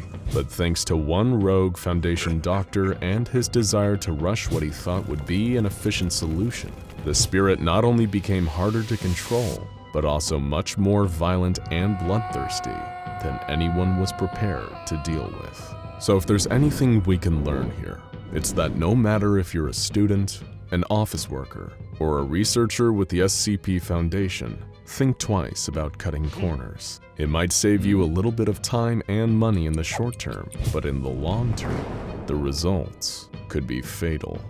It was 1965, and the Chicago PD was investigating a meatpacking plant reported to be the home of a devil-worshipping cult, complete with allegations of human sacrifice. There, the cops were met with heavy resistance. A firefight broke out between the police and the occult worshippers who flooded out of the plant's basement. The cops were pinned down and in trouble, but they had a secret weapon, heavily armed and decked out in sophisticated ballistic armor and covered in strange insignia. Mobile Task Force Epsilon 9, also known as the Fire Eaters, here to assist the cops on behalf of the SCP Foundation. As always with the Foundation, they had no interest in some mere human cultists. Those were a dime a dozen in the world of anomalous monsters. What the Foundation had taken an interest in was who or what these cultists were worshipping. It all begun a few weeks back, near Danforth Meatpacking, an abandoned meatpacking plant just outside of Chicago. No one had given the place a thought in decades, that is, until people started going missing. Rumors spread of people being snatched in the surrounding woods by figures dressed in robes. Mysterious voices and noises were said to be coming out from the cavernous belly of the plant. Some even reported seeing smoke rising out of the building. Thick, black, noxious smoke. Something was terribly wrong here. Something was anomalous. The Chicago Police Department Strike Force, in association with the Fire Eaters from the Foundation, mobilized at Danforth Meatpacking. While the police were initially reluctant to work with these mysterious figures, they turned out to be indispensable for the raid. There were 47 cultists holding out in the basement of the plant, many of them heavily armed and all of them hopped up on zealous devotion to their unknown master. All except one of the cultists fought to the death during a tense firefight with Chicago PD and the Fire Eaters. The single survivor was still heavily injured and was taken to a secure Foundation facility for emergency treatment and debriefing. Typically, the Foundation would need to perform extensive tests on the Danforth meatpacking plant to discover the source of the anomaly's activity. However, this time, it was a Chicago detective who asked the question that busted the case wide open. The hell's with the giant pig? And while it would turn out to be a whole lot more than that, there was indeed a giant iron furnace shaped like a pig in the center of the facility. Measuring 15 meters by 25 meters by 20 meters at its widest points, The thing was a behemoth. It had an internal furnace despite no apparent fuel source, and a 5-centimeter slot of unknown purpose on the side of the machine's immense rusted hide. Naturally, all the police officers involved in the raid had their memories wiped and restructured, and they were lucky, because they'd remain forever ignorant of the true horrors about to unfold in the confines of that godforsaken factory. As is standard procedure, the plant was isolated, and a Foundation research team, led by lead researcher Westren, under the authority of Regional Director Caleb, was installed on the new provisional site to conduct tests. Other than everyone feeling somewhat uneasy around it, this new anomaly, dubbed SCP-4511, didn't seem to exhibit any strange activities save for its perpetually burning fire. But during the initial research period, a small white card suddenly popped out of the slot in SCP-4511's side. A researcher carefully approached and looked at the card. There was writing. It said, "Current demand, a flock of my own, satisfied." Though nobody on the team had any idea what this meant. After going through a shootout with a considerable death toll to get to it, having a giant metal pig-shaped furnace spit out a cryptic card was strange. But at the secret medical facility where the surviving cultist was being held, things were about to get a whole lot stranger. As he lay in a bed suffering from his injuries, he pulled one of the medical staff close and uttered cryptic, dying words. "Give whatever it demands, or your suffering will be beyond measure." He expired seconds later, less than 72 hours after the raid.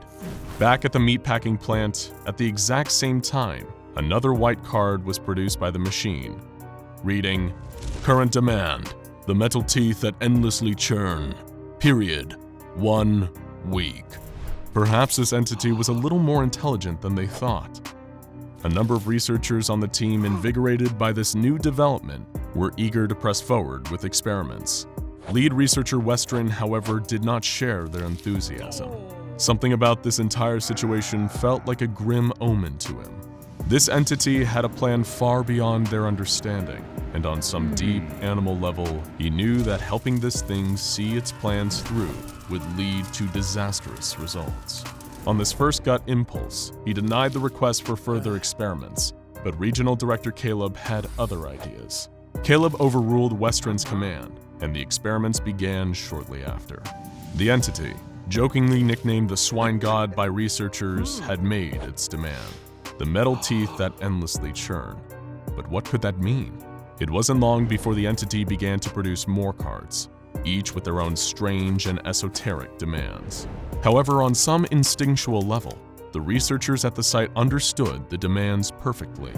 The next card's demand was, "The metal of this suffocating prison." Upon receiving this demand, researchers collected scrap metal from around the new site and tossed them into the furnace beyond the swine god's jaws one by one. Inside, they heard the sound of metal crunching. Hours later, all the other metal in the site began to rapidly oxidize and rust, though SCP-4511 itself remained unaffected. The card that came after delivered another simple request. "Oil to slicken my frozen joints." The researchers understood and procured 3 large barrels of oil and tossed them into the furnace. The entity let out a deep gurgle before shaking violently and expelling excess oil, rusted metal, and 2 domesticated pig femurs. It turns out that the swine god had an appetite for pigs, as the next card that rumbled out of the machine bore the request, "2 of my children, made in my image, made in flesh." In response, the researchers provided the entity with 2 adult pigs. Just like the previous requests, they too were tossed into the fiery depths of the giant pig's mouth, from which came the horrible sounds of pigs squealing, and then a low, guttural gurgling. Next, the request was, "The hooks used to hang my children's corpses." To satisfy this request, the researchers provided 17 meat hooks. In response, 4511 spat out a metal sphere at an extremely high velocity, killing observing Foundation Agent McHenry. For reasons that weren't apparent at the time, rather than giving Agent McHenry a proper burial, his body was also fed into the hungry machine. Lead researcher Westren's concerns were mounting, but that didn't amount to much now. 4511 had developed a taste for flesh, and the researchers were all too eager to obey its command. On the swine god's order, it was fed a German shepherd. An hour later, the entity spat out some teeth, 6 of which came from a dog and 1 from a human. More than once, it released a card with a blunt request. "A worker for the line." The researchers knew exactly what this meant. It required a human sacrifice. SCP-4511 was given 2 D-Class personnel. One was flung back out seconds later, crunched and burned to death, with several internal organs missing. The other had a more mysterious and altogether upsetting fate. The second D-Class was heard screaming in the belly of the furnace for roughly 2 hours. 34 minutes later, a strange liquid was excreted by the machine. When the liquid was tested, they found trace amounts of chemicals like pig urine and motor oil, but most disturbing of all, human genetic material that was identical to that of lead researcher Westron. It seemed that the swine god had finally taken an interest in him. After some final requests for large quantities of coal and even human children to fuel its fires, it made a request that sent the whole thing crashing down. "The false foreman, delivered to my maw to prove your faith." Lead researcher Westron knew what this meant. They all did. The swine god was demanding him in sacrifice. Lead researcher Westron tried to shut down the entire project, but the swine god was faster than him. One of his own researchers shot Westron in the leg, as the others gathered round and forcibly restrained him. He tried to reason with his subordinates, but it didn't do him any good. The swine god had crawled into all their minds and corrupted them. They were his servants now, and Westron was doomed.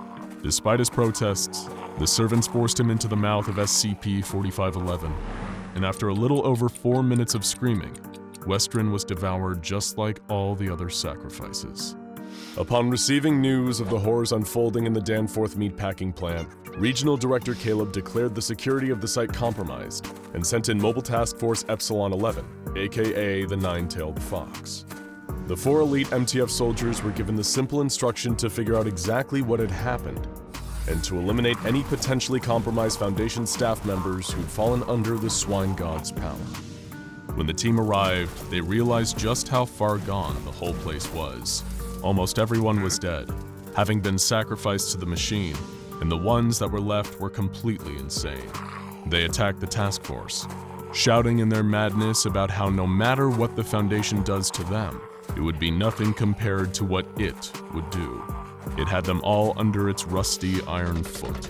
The team was forced to fend off repeated attacks from the pig's devotees, and even found the powers of the swine god starting to affect their own minds. The beast was more powerful and dangerous than anyone had imagined. The trained Foundation researchers and guards had been transformed into the same cultists they'd fought to gain control of the building by the mind-bending power of the swine god. The MTF were forced to retreat and return with reinforcements to truly clean the place out.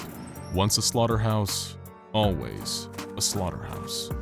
At this point, Regional Director Caleb took personal responsibility over the casualties, since he'd been the one who signed off on the experiments in the first place.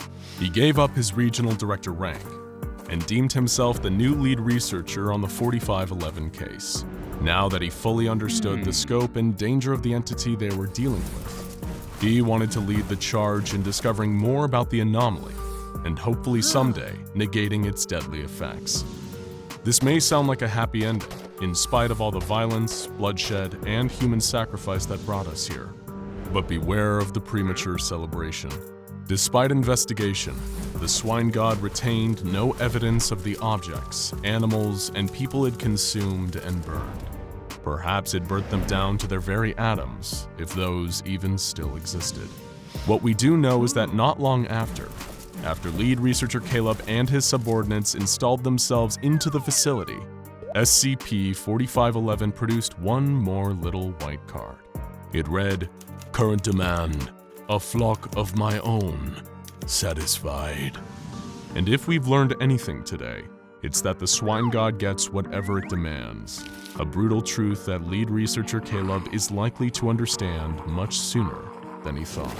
If you have ever taken a trip to Suntop Mountain in the Mount Baker Snoqualmie National Forest, Washington State, then you may have come across an old wooden structure, the Suntop Fire Lookout. Built in the early 1930s, the building was used by the U.S. Forest Service to keep watch for any fires in the nearby woodland. At one point, Suntop Fire Lookout would have been manned 365 days a year, complete with a bed for staff who were stationed there on rotation. The single-story lookout house overlooks the scenic valleys of the White River and Huckleberry Creek, but you're not here for an informative tourist guide. You probably don't care about the frankly fascinating history of the lookout and how it was used as part of the aircraft warning service during World War II, watching for enemy planes. No. You're here because something much darker lurks inside the Suntop Fire Lookout. And even though it appears to be a simple one-story tall wooden structure, it certainly is not short on space. SCP-3333 refers to an anomaly that the Foundation discovered inside the Suntop Fire Lookout House. The building's interior is a single square room measuring 14 feet by 14 feet, with large windows on all 4 sides. When standing inside Suntop Fire Lookout, looking up at the wooden ceiling, one will immediately notice a trap door. No big deal, right? A lot of places have a ceiling entrance to a small crawl space. There's probably nothing behind that trap door, apart from a dusty old attic. There's a latch that maybe once had a padlock there, but not anymore. Opening the trap door will reveal a collapsible ladder. Should anyone be brave or indeed foolish enough to begin to climb, then they'll soon find themselves right back where they started, inside Suntop Fire Lookout. Or so it will seem. The thing about being in a place like the Mount Baker Snoqualmie National Forest that surrounds Suntop Fire Lookout is that woodland areas are teeming with life. Not just plants and trees, but birds and other animals of the forest. You can never truly be alone in a setting like that. There is always life everywhere around you. So when you ascend the ladder and climb right back into the Suntop Fire Lookout, that is the first most noticeable difference you will find. It may take a while at first, but the nagging absence of something unusually so abundant in a forest will eventually become obvious. It's quiet, far too quiet. No birdsong or the sound of distant calls from woodland critters, just silence all around. Anyone ascending the ladder will find themselves in a copy of Suntop Fire Lookout's interior, 1 story higher than the ground level of the small wooden building, with the stairs leading up to the front door getting taller each time to reach up to the higher and higher building. Now you know the SCP Foundation and the types of bizarre interdimensional anomalies that they're used to dealing with. Perhaps SCP-3333 is a mirror dimension, or a plane of existence where sound doesn't travel. It certainly seems to be identical to the Suntop Fire Lookout, save for the lack of any organic life outside. Of course, it's what you'll find living inside SCP-3333 that you may want to worry about. Climbing higher up the next ladder and through the next trapdoor every time with the same result. You appear at another copy of Suntop Fire Lookout, each one higher up than the last. What first seemed to be an innocuous, unassuming wooden building is now an endless ascension up into the heavens, towards the unknown in silence, without a shred of plant or animal life outside. As you climb, perhaps you start to think about how much higher these copies go.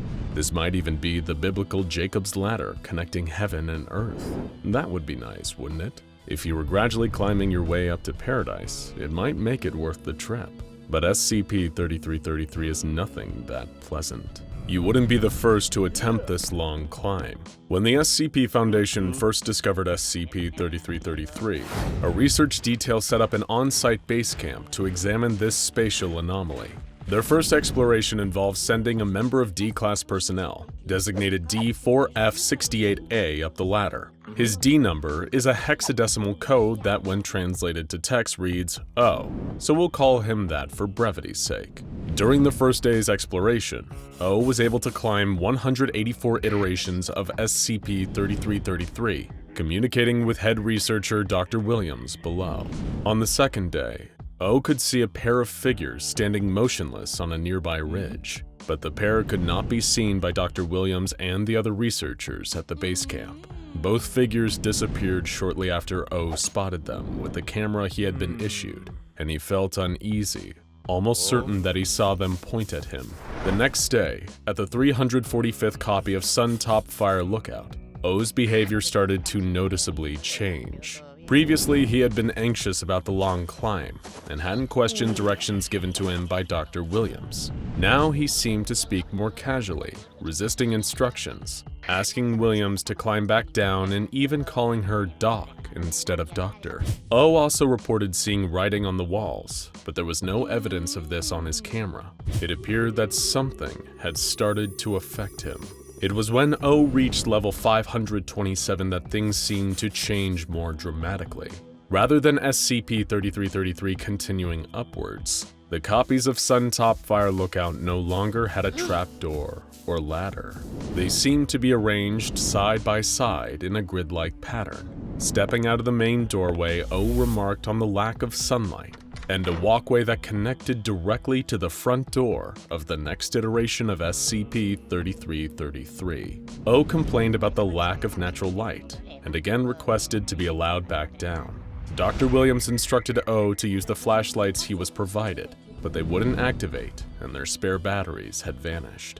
O then noticed a sudden movement, and just then his microphone and camera feed went dead, almost as if someone had turned them off. It appeared that SCP-3333 had something else lurking up there. Dr. Williams oversaw the second expedition into SCP-3333. This time, members of Mobile Task Force Mod 0, also known by the codename Characteristic Eigenspaces, were sent up the ladder. Their ascent through the various copies of Sun Top Fire Lookout were not as eventful as O's, with no signs of mysterious figures or anxious feelings that O seemed to feel as he climbed. When they reached level 527, where the copies of the lookout stopped progressing upwards and spread out in a pattern instead, their lights and equipment all seemed to be in working order. However, as the MTF team split up, one by one they encountered some sort of anomaly, or an effect of SCP-3333 that caused each of them to vanish into the dark. Either that, or something took them. These MTF units reappeared confused, and Mod 5, the team's leader Graham Purcell, issued an order to retreat and the entire squad went back down the ladders for several days, until they finally reached the base camp again. The members of Mod 0 were adamant they did not wish to climb SCP-3333 again, but Dr. Williams was beginning to understand more of the anomaly's effects. It appeared to cause abrupt changes to people's personalities, along with some sort of phenomenon that caused things to appear and disappear the higher one climbed. Assuming these were the result of a mimetic effect, Dr. Williams dispatched a counter-mimetic specialist for the next expedition. This specialist was a blind, deaf, and mute woman known as Annette, or the Null Walker, who communicated via a signaling system embedded in her hand, but was otherwise immune to any mimetic influences. Observed by Dr. Williams and Graham Purcell at base camp, Annette made her way to the top of SCP-3333, reporting that she was aware of someone watching her from outside the copies of Sun Top Fire Lookout. On her body camera, a flicker of motion occurred, something looking through the windows that ducked out of frame when the camera passed in its direction. At the apex of SCP-3333, Annette kept her flashlight off, but reported that she could detect blood, following it to what she assumed was a body. Sounds of movement surrounded her, and as Annette switched on her flashlight, Williams and Purcell saw that it wasn't a body in front of her. Instead, it was a pile of rotting organs, decomposing muscles, and discarded bones. And among the pile was a metal dog tag that read, MTF Mod 5, Graham Purcell. The same man who was sitting next to Dr. Williams at base camp. Well, the same man on the outside, at least. The explanation for everything going on inside SCP-3333, all these strange occurrences and disappearances, finally came in a video sent from Dr. Williams' cell phone. In it, a panicked Williams, covered in blood, was fleeing from something at the top of the recursive stack of SCP-3333. There was no mimetic effect at the apex of the Sun Top Fire Lookout copies. Nothing was causing the people that the Foundation sent up to act unlike themselves. They simply weren't themselves anymore. According to her frantic video, Dr. Williams had discovered the truth about what else was hiding within SCP-3333. With just the right amount of vagueness and intrigue, the research team had been drawn in. It was as if they'd been lured in by the lights of an anglerfish, realizing their grim fate only too late. The D-Class O, the MTF team, even Annette had been replaced. An unknown group of entities on the top level of SCP-3333 had been carefully observing them, waiting until they would not be seen to slip in and switch places. These entities had been creating imagined anomalous effects, like O seeing figures that weren't really there, as a way of luring more bodies further up the stack. They wanted the Foundation to keep sending expeditions into SCP-3333 to keep them coming back.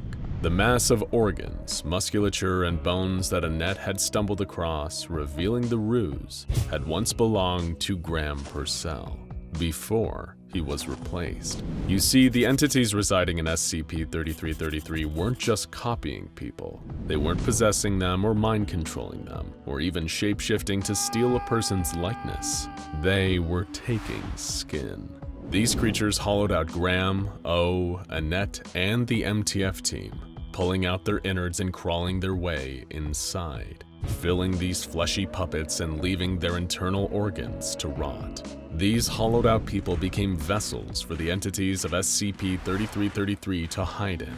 The whole thing had been a trap, intentionally exploiting human weaknesses, intrigue, and unanswered questions. You know what they say about curiosity, and these entities used it to bring more potential vessels to the top of SCP-3333.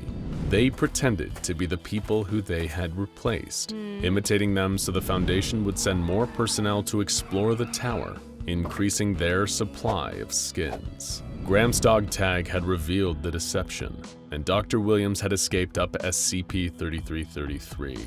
The members of the research team that had already been replaced were hot on her tail, determined to catch and hollow her out too, and by the end of her video, they had succeeded. A month later though, a team delivering supplies realized what had happened and the trapdoor was sealed. Suntop Fire Lookout was put under permanent guard, but at least 50 personnel were killed or replaced by one of the entities. A new mobile task force, Lambda-1 Maxwell's Demons, was created to hunt down and neutralize any of the entities that had escaped SCP-3333. But it's still unknown how many left the tower and are still out there somewhere waiting to use someone's curiosity about the strange and unknown against them. It goes without saying that the SCP Foundation archives are filled with some terrifying monsters.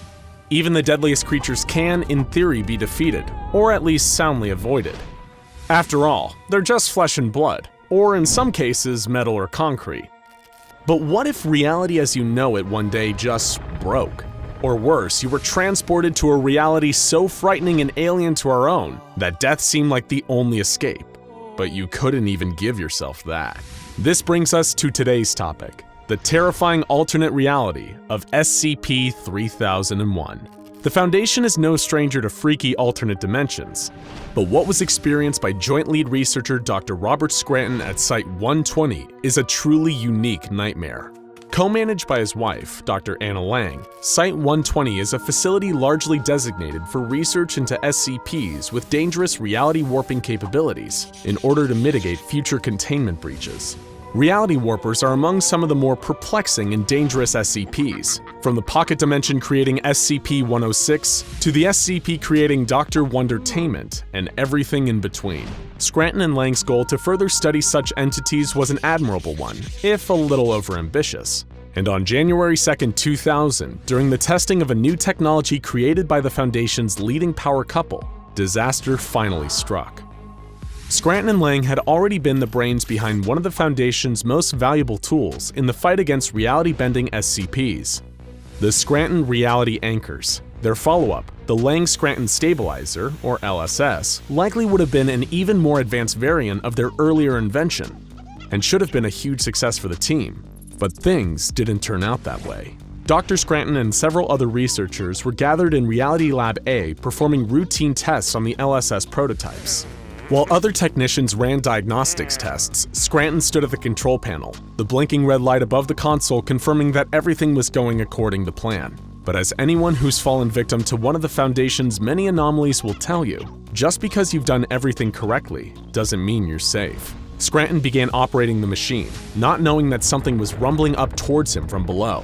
Without warning, a sudden, unexpected burst of seismic activity rocked the entire base. Researchers grabbed onto whatever was closest as the world shook around them. In his panic, Dr. Scranton clung to the LSS control panel as the seismic blast fried the circuits and kicked it into overdrive. There was a blast of magnificent blinding light, and when the rumbling stopped, not only was the doctor gone, he had been erased from reality as we know it. The earthquake had caused a deadly malfunction in the machine meant to stabilize reality, and instead tore a rift in it, dragging the unfortunate doctor and the control panel into oblivion. His wife, Dr. Lang, and the many researchers who idolized him were devastated by his unexpected demise at the hand of what should have been his crowning achievement.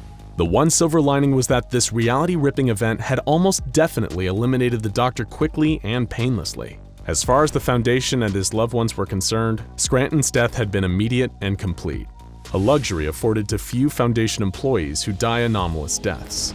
But sadly, that isn't how Dr. Scranton's story, or the story of SCP-3001, ends. No, this is where it all begins. How do we know all this? In the hellish new place where Scranton had been transported, the control panel from the LSS that he'd been clinging to for dear life had been transported with him and continued to record audio data from this anomalous location. Not that Dr. Scranton realized it, not at first anyway. As far as he knew, he'd suddenly been transported into a pitch-black location. No sights, no sounds, no sense. True nothingness. At first, the doctor was confused. One second he was testing out his new technology, and the next he was quite literally nowhere. In spite of his current situation, the doctor was still an intelligent and rational man. He took a moment to compose himself, hoping that in time his eyes would adjust to the new darkness around him. But that moment never came. The darkness remained perfectly absolute. Much like the darkness in another reality-defying SCP, the deadly endless staircase known as SCP-087, the dark seemed thick, almost like you could touch it. The doctor, not wanting to give himself to despair and die in this impossible place, and with no other options seemingly available, began walking. Either he'd find his way out, or the Foundation would find him. No need to panic. It may have altered the doctor's temperament if he knew that the Foundation already assumed he was dead, and that no search party was going to come looking for him. Still, logic dictates that if a person walks for long enough, they're bound to find something. The problem Scranton was about to face was that SCP-3001 doesn't run by any kind of conventional logic. He walked and walked and walked, but he didn't seem to get any nearer to or farther from anything. But how could he even know? After all, in total darkness, there aren't any landmarks to assist in navigation. The doctor walked and paced and screamed for days on end, but he made no progress. He was alone in an empty world. He had no choice though, so he kept walking and walking and walking for 11 days. During that time, he felt his hunger and thirst grow. He was in terrible pain from a mix of starvation and dehydration, but the release of death didn't seem to come for him. He was going to have to learn the rules of this new place the hard way, and it grimly dawned on Dr. Scranton that dying in this place might not even be the worst possible outcome. He paced and repeated facts to himself, hoping to ground himself in the moment and avoid the panic that could so easily set in. Name, Robert Scranton. Age, 39. Birthday, September 19th, 1961. Favorite color, blue. Favorite song, Living on a Prayer. Wife, Anna. Little by little, the words seemed to turn to nonsense in his mouth as the terror grew. Just as he felt like he was about to lose his mind, he noticed something. A small oasis in the endless darkness of SCP-3001. The glowing red light on the LSS control panel. Where had it come from? And how was it still recording? The doctor had no idea, but he was grateful for any kind of familiarity in this strange darkness around him. Perhaps the LSS could be the key to saving him, or at least figuring out what on earth was going on here. Whatever the case, there was no denying that having the panel here was better than nothing. At least, when it was found, if it was ever found, then people would know what had happened to him. As the days passed and he continued to mysteriously survive, Dr. Scranton deduced that one didn't need food or water to survive continually in SCP-3001. The location had an anomalous effect on its inhabitants. As the days passed and turned to weeks of wandering in the darkness, Dr. Scranton further deduced that he was no longer in his home dimension. This was an entirely separate pocket dimension, much like the one possessed by SCP-106, but featureless, a perfect self-contained void. Now dimly illuminated by the red light of the panel, Dr. Scranton explored further into the void around him. He traveled for months on end, the pain of his deficiencies growing by the day, but found he was getting nowhere. All things considered, he wasn't even sure he was moving, or whether reality and darkness were swirling around him like a thick liquid. Rather than walking on a single flat surface, he was moving in all directions across a three-dimensional plane. The space-time continuum appeared to be entirely broken here, where movement is more defined by the conscious intention to move than any real geographical repositioning. Dr. Scranton knew that this place broke every single one of Kijel's laws of reality parameters. And from his years working with a plethora of reality warpers in Site-120, he had a theory for why this pocket dimension was so strange. It had an extraordinarily weak Hume field. Before we get back to Dr. Scranton's semi-living nightmare, we need a quick primer on Hume theory and why having a weak Hume field is such a problem. A Hume is a unit of measurement for the strength and amount of reality in a given location or being. In an area with an incredibly low Hume field relative to our world, such as SCP-3001, universe breaches and anomalous incidents rise significantly. At the time of his being trapped there, SCP-3001 had the lowest number of Humes in any recorded environment, making it a phenomenally anomalous zone. It was for this reason that starvation and dehydration never took hold of him despite causing him great pain. And the worst by far was yet to come. Dr. Scranton wasn't trapped in this dimension for weeks or even months. He was trapped in the darkness for years, and it took a nightmarish toll on his body and mind. The small flashing red light on his LSS control panel became his only friend, and as the years drew on, he would hold entire conversations with his only source of illumination. He knew that his days were numbered. If he didn't escape the dimension within around 3 years, the Hume field would diffuse further, and he would be left in a truly horrific state. But based on how little headway he'd made in the time he'd been there, he didn't feel optimistic. He kept speaking into the recorder, if only to break the silence and prevent him from going completely insane. But even that would only hold it off for so long. Alone and talking to himself endlessly in the darkness, Dr. Scranton could feel his mind slipping as the confines of the pocket dimension constricted and his body began to change. The low Hume field slowly diffused his physical matter, destroying the physical integrity of his body, but never being merciful enough to actually let him die. In his haunting audio logs, the doctor described his hands as diffusing and thinning out like spiderwebs. Over time, there was less and less of him, and what was left wasn't entirely human. As Scranton's Hume level lowered to equalize with that of SCP-3001, the lines between his body and the LSS control console began to blur in a twisted marriage of warped flesh and machine. The Lang Scranton stabilizer was anything but stable. Before his mind and body became something else entirely, the doctor still had the presence of mind to finally realize how he'd come to be in this terrible place. The LSS had opened a wormhole known as a Class C broken entry into a paradoxical pocket dimension between layers of reality and taken him through it. He'd slipped through a crack in reality into absolute darkness, and now he was stuck with a fate far worse than death. How do we know any of this? Much like the event in the first place, it's a total accident. Testing superior reality-bending technology almost 6 years after the disappearance caused the sudden return of the missing LSS to Site-120's reality labs. The only trace of Dr. Scranton that it brought back with it was the blood and viscera that coated the console, much to the abject horror of his still-grieving wife, Dr. Anna Lang. To this day, Dr. Scranton, formerly one of the Foundation's brightest minds, remains trapped in the nightmare of SCP-3001. His current condition, whether the Doctor is still alive after 20 years of being warped by the low Hume field of 3001's darkened confines, is still unknown. But for the Doctor's own sake, we hope he's been dead for quite some time, because few things on Earth are as horrifying as the alternative. Jay and Michael were a pair of urban exploration YouTubers looking for their big break. You might remember their video exploring the dead mall on the outskirts of your town, or the supposedly haunted 1950s insane asylum out in the sticks. But you certainly won't find these videos anywhere online. After the incident at SCP-823, all of their content was scrubbed away from even the most comprehensive internet archives. Why, you ask? Because these unfortunate urban explorers decided that their big break would be exploring a certain abandoned theme park, and it would be one of the last decisions they ever made. Michael and Jay had heard rumors about the theme park. Its name was lost to time, as was the date of its opening and closing, and the reason it was even abandoned in the first place. Even some of the most hardcore urban explorers didn't dare to tread there. Something about it, a good friend had once told Jay, just didn't feel right. Sometimes if you dare to venture into the forest near the theme park at night, you can still hear music. The jolly, piping tunes of rides and carnival stands still beckoning, as if to say, we're still here, come and play. Of course, none of this frightened Jay and Michael. They could already smell the sponsorships from headlamp and compact camera companies. No amount of anxiety would stop them from making their doomed trip to the so-called Carnival of Horrors. It's a terrible shame. If they'd listened to the stories of this place about how unnatural and evil it could be, they might still be alive today.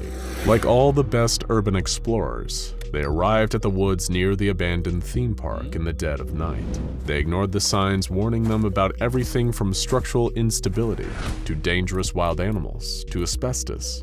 Nothing would keep them out. Nothing. They reached the abandoned theme park not long after, though it was a mere shell of its former self. During the several decades of abandonment, nature had reclaimed it. The Ferris wheel was covered in overgrown ivy, and the carnival stands were blanketed with mold.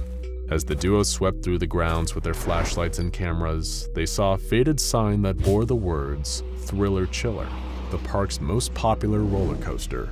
They also took their time to marvel at the exceptionally creepy-looking Tunnel of Love, the broken-down House of Mirrors, and a huge grinning statue of the park's former mascot, Happy Hippo. This theme park was something out of a nightmare, which naturally made it potential video gold. But as the excited duo wandered further into the park, they couldn't help but notice the quiet, tinny carnival music. Music that seemed to be drawing them closer. Michael asked Jay if he could hear the strange, impossible music, and felt a chill creep in when he answered that he did. Could all of the stories be true? They were lost in thought, but their legs kept moving. They were getting closer to something now. They could feel a presence. And was that music getting louder? An instant later, though, another sound cut through the silence. Bang, bang. It echoed out through the still night air. Birds flew from their perches in the trees. Jay and Michael both fell to the ground dead, their heads taken off by the 50 caliber rounds of a highly trained mobile task force sniper on the payroll of the SCP Foundation. Their recording equipment, along with their bodies, were taken and destroyed. Any trace of them were scrubbed from the internet. It may seem a little harsh, but a bullet to the head is much kinder fate than what would have awaited these two if they'd kept walking. That's because the Carnival of Horrors is no dark fairy tale.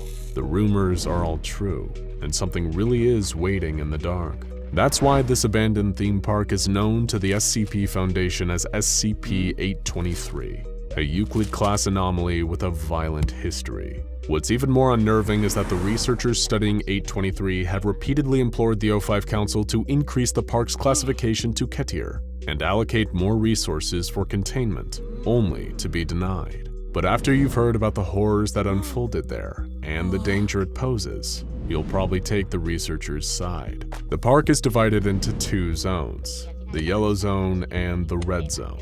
There are to be at least 6 members of Foundation personnel present in the Yellow Zone at all times to ensure that no civilians wander in. Our 2 urban explorers earn themselves a death sentence not just by wandering into the Yellow Zone, but passing dangerously close to the Red Zone.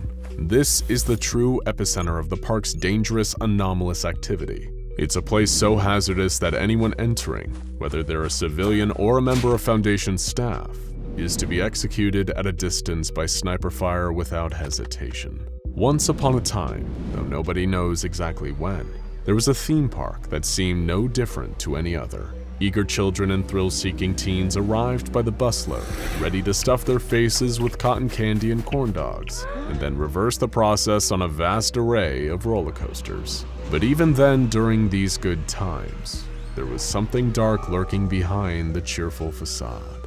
Little by little, everyone, visitors and employees alike, started falling victim to strange and horrific accidents around the park.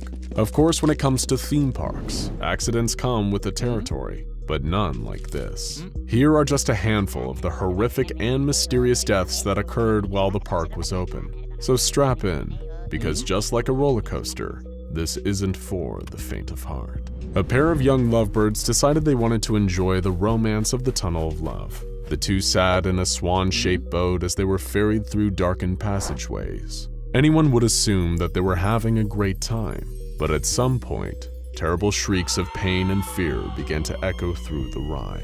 Attendants, confused and terrified, stopped the ride and found that the screaming persisted. Just some stupid teens playing a prank, they figured, and started the ride again. But when the swan-shaped boat finally exited the Tunnel of Love, the park employees were greeted to a horrifying sight.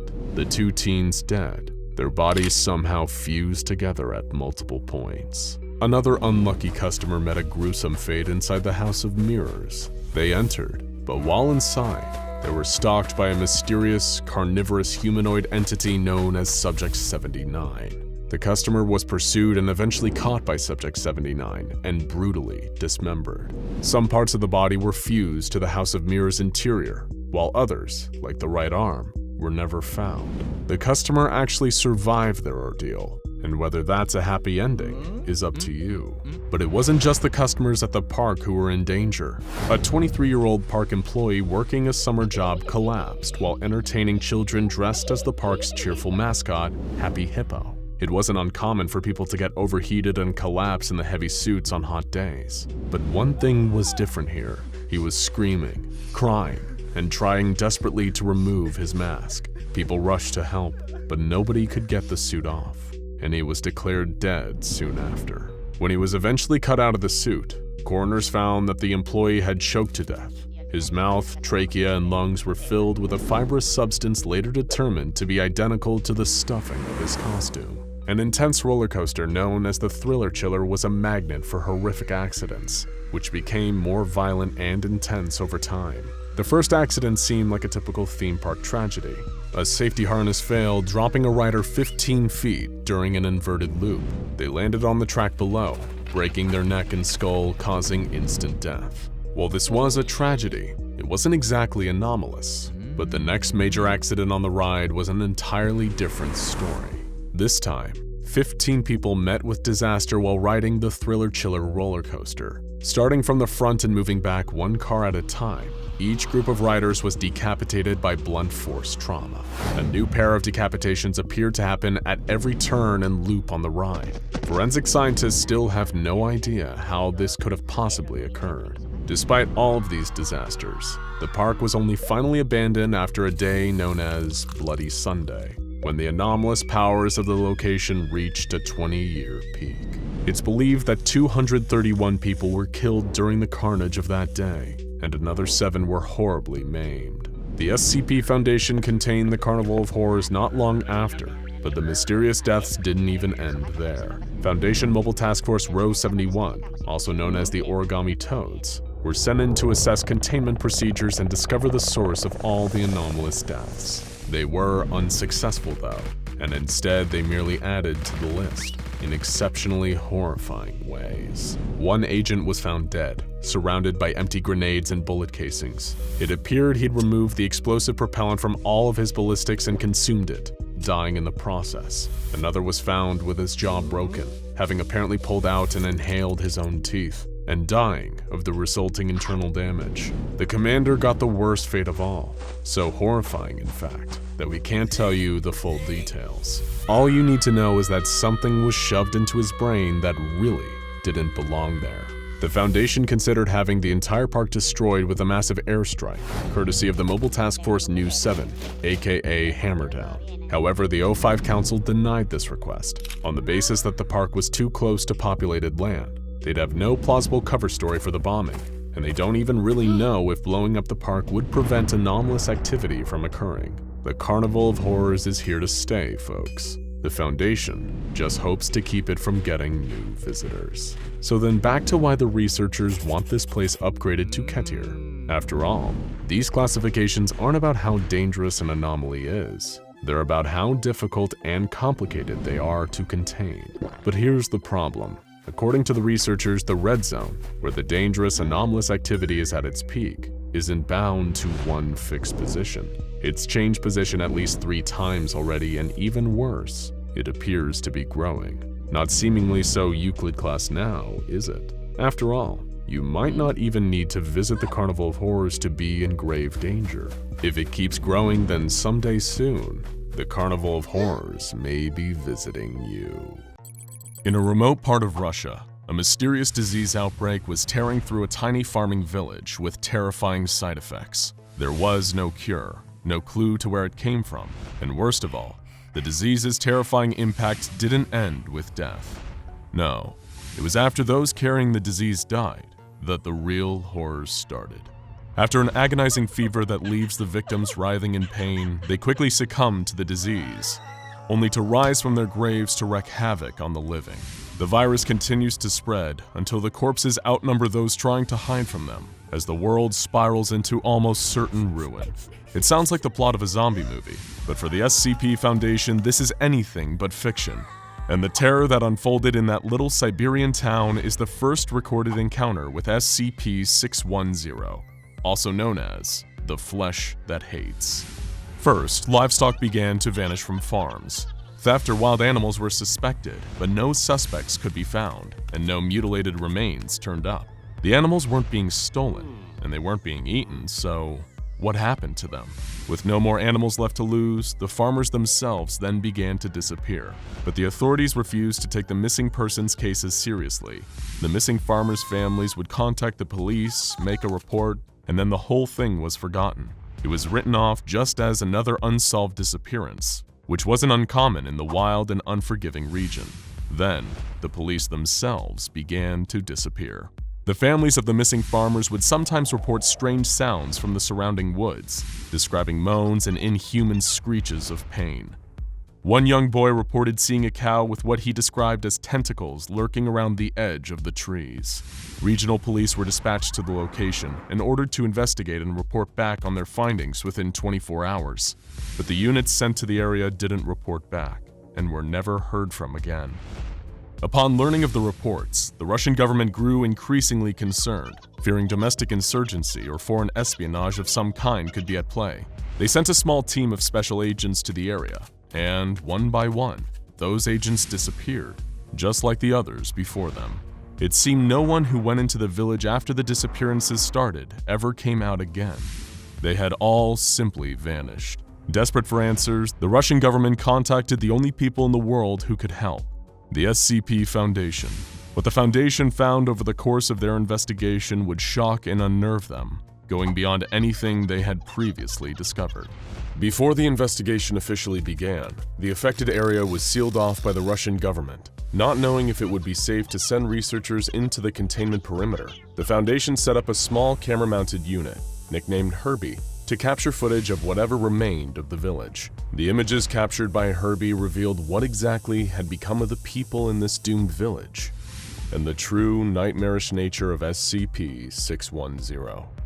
SCP-610 is a Keter-class entity, meaning it's an anomaly that's exceedingly difficult to contain consistently or reliably, with containment procedures often being extensive and complex. 610 is a highly contagious skin disease that initially manifests like an ordinary allergic reaction, with symptoms including increased sensitivity, itching, and a rash. But within just 3 hours of those initial symptoms appearing, the rash starts to turn into masses of scar tissue on the chest and arms.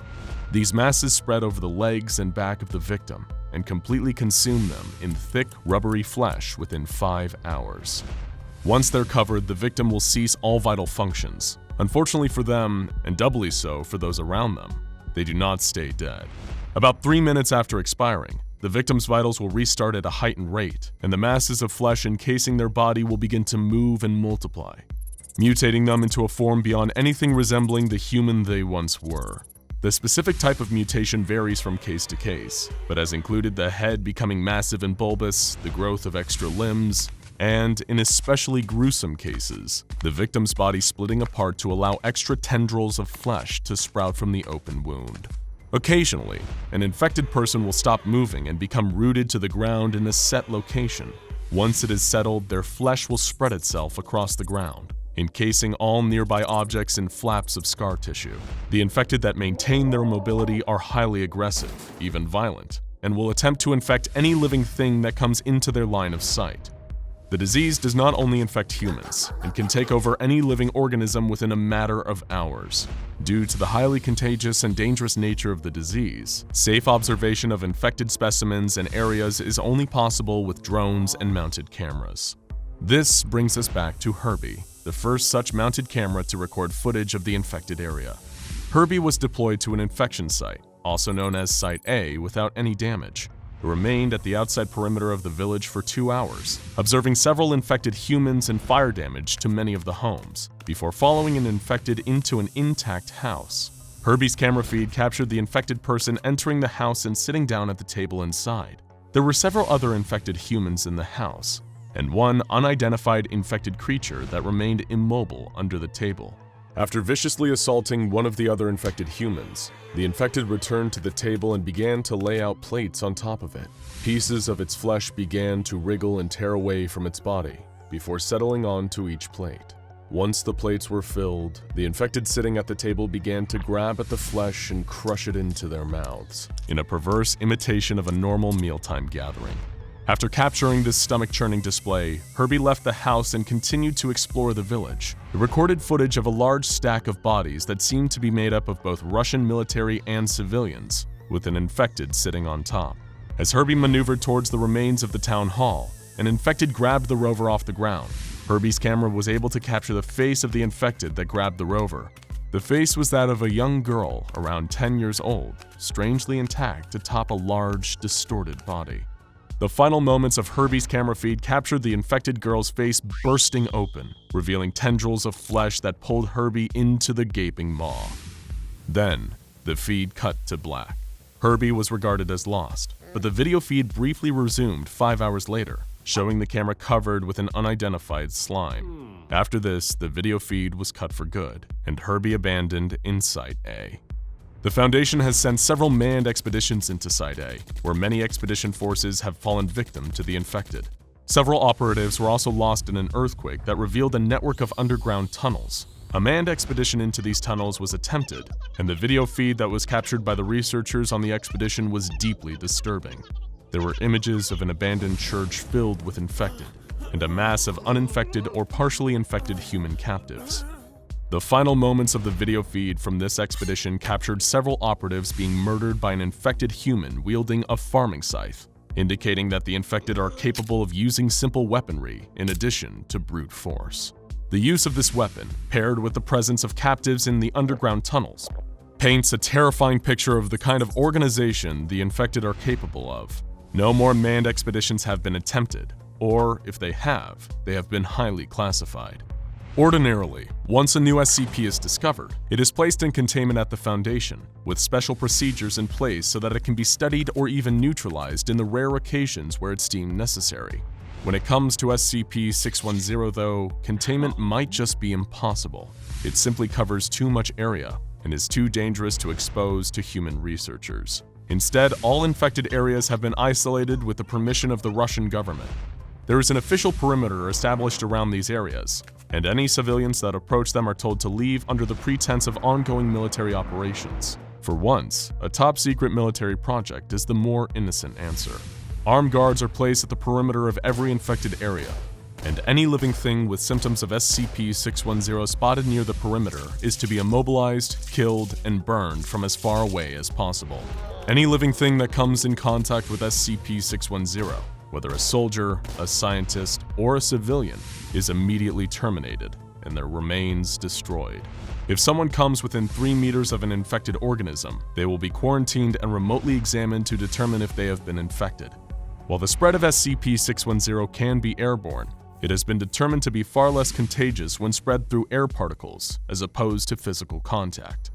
The infection sites remain active to this day, like modern-day leper colonies, though they are isolated from the general population, and the military is doing everything in their power to contain the infected. SCP-610 is still very much alive. It is rare for an entity to exist that the Foundation cannot truly contain, but can only try to guard against, and that makes this infection all the more terrifying. Who knows how much it has mutated over the years, growing, spreading, hungry for new hosts. There is still so much that the Foundation does not know about the flesh that hates, such as how it works, what it can do, or even where it came from, since the origin of the first infection is still, at this point, entirely unknown. It has shown itself to be capable of learning, planning, and protecting itself, so who is to say that it couldn't figure out a way to escape from its isolated area? It is so highly contagious and spreads so quickly that just one tiny infected rabbit and one inattentive soldier could be enough for SCP-610 to reach the general population. If it did, its violent, destructive nature and hatred for all life would mean that everything, not just the people, but animals, plants, and the world itself, could be at risk. And no one is ready for this kind of infection.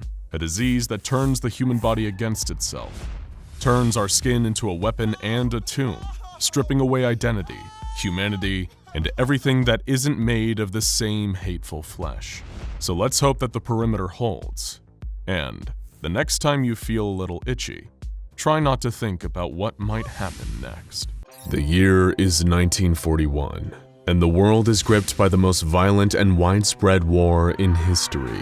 Millions march to war as bloody battles are fought across the globe. Horrendous atrocities are carried out on groups of people, and parts of London are bombed to rubble on a weekly basis. Considering it's only been 20 years since the last World War, it must seem to the early residents of the early 20th century that the world is coming apart at the seams. And amongst the chaos, it'd be easy not to notice a secluded manor house in the English countryside disappearing without a trace for 11 days, before suddenly returning to our reality. But thankfully, one organization makes it its sole duty to notice the unnoticeable and understand the impossible, the SCP Foundation. And within that anomalous manor house, Foundation agents and researchers were about to find horrors beyond even their darkest imaginations. This is the grim tale of SCP-1461, better known as the House of the Worm. When the manor house reappeared after its 11-day absence, the Foundation zeroed in, sending agents inside to investigate. It was a 2-level dwelling complete with 12 bedrooms, 4 baths, 3 studies, a main foyer/ballroom, a library, a kitchen, and a pantry basement. The Foundation observed that a number of these rooms had been fitted with rows of bunk beds, similar to a boarding house or barracks. Only later would they understand why. They found that the upper portion of the home exhibited no abnormal qualities whatsoever, but as the agents investigated further, they found an entrance to the truly anomalous portion of the manor, the extensive sub-level system. No previous records of the building kept by the local council indicated that there would be anything below the manor's basement, so either the mysterious previous occupants, who were nowhere to be found, had built this sub-level, or had just appeared here on its own. Regardless of which was the case, agents and researchers knew that whatever had happened down here had everything to do with the manor's mysterious disappearance. They descended into the depths of what seemed like a man-made cave system, constructed primarily from a mix of concrete, iron, and brass. It was a behemoth of 20th century technology, intricate snaking systems of pipes, gears, and pumping pistons. It was like someone had built an entire factory down here. But for what? The agents began to spread out through the labyrinthian bowels of the manor, hoping to find some answers. But all they seemed to discover was more questions. This place hadn't been built with any form of comprehensible logic. It was full of dead ends, stairways that ascended and descended to nowhere, doors that would open to reveal just walls behind them or not open at all. It was like a maze built by a maniac. It didn't help that it looked like the place was recently hit by an earthquake, with some passages caved in and mangled machinery strewn about. It seemed that no human workers had interfered with the impossibly complex and bizarre machinery in quite some time. A number of the materials used to construct said machinery, as well as the gray sandstone filling in the collapsed passageways, remain unidentified to this day. Already, the sublevel was proving to be a complex puzzle box with only an estimated 75% of its layout ultimately being mapped by Foundation researchers. However, they would soon realize that this place wasn't just confusing, it was deadly.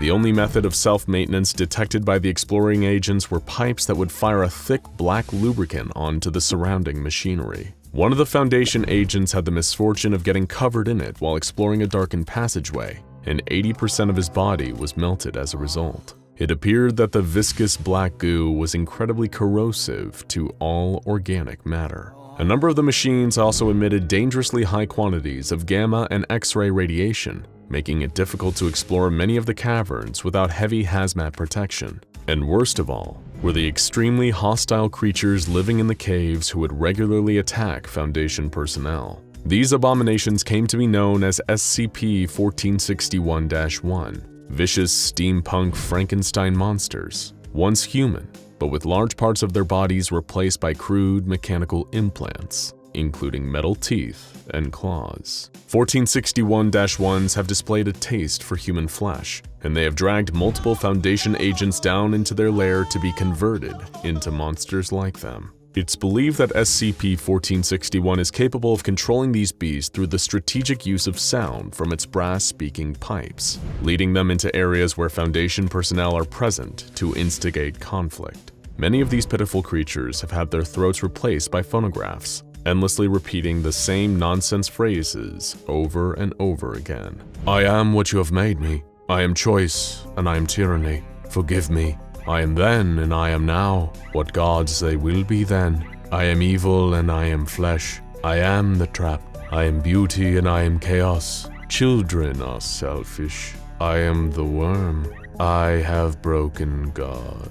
Still, in spite of the mazes, monsters, and deadly chemicals, the agents persisted and managed to discover several important locations. The gel production chamber on sublevel 3 creates glass jars from the unidentified sandstone and fills them with a slime that looks to contain living eyes and teeth. The factory deliveries room is filled with a huge number of crates and boxes, which seem to shift and change in number between Foundation patrols. The speaking tube room on sublevel 11 contains a grand pulpit that acts as the connecting point for the complex array of speaking tubes running through the entire cave system. The body parts of a deceased female also appear to be wired into the machinery, like spare parts. And on sublevel 12, they found the so-called catalyst room.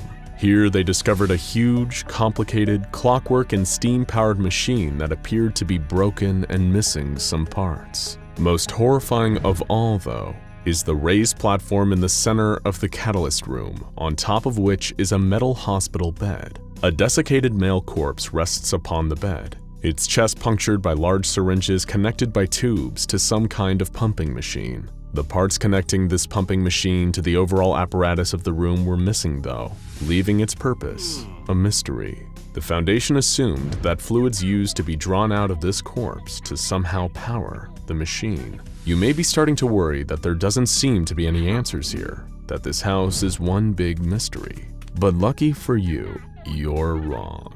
An old journal was also discovered in the catalyst room, and if what was written inside is to be believed, then we may finally have some truth about who created the House of the Worm, why it was created, and what horrible events triggered its mysterious disappearance and reappearance. His true name has been redacted by the Foundation, and special efforts have been made to maintain secrecy around the house, seeing as it's an anomaly of great interest to a cult known as the Church of the Broken God. So we'll just call the one who made this place the Inventor. Before any of this, the Inventor was one of the many Englishmen traumatized and almost killed in the horrific trench battles of World War I.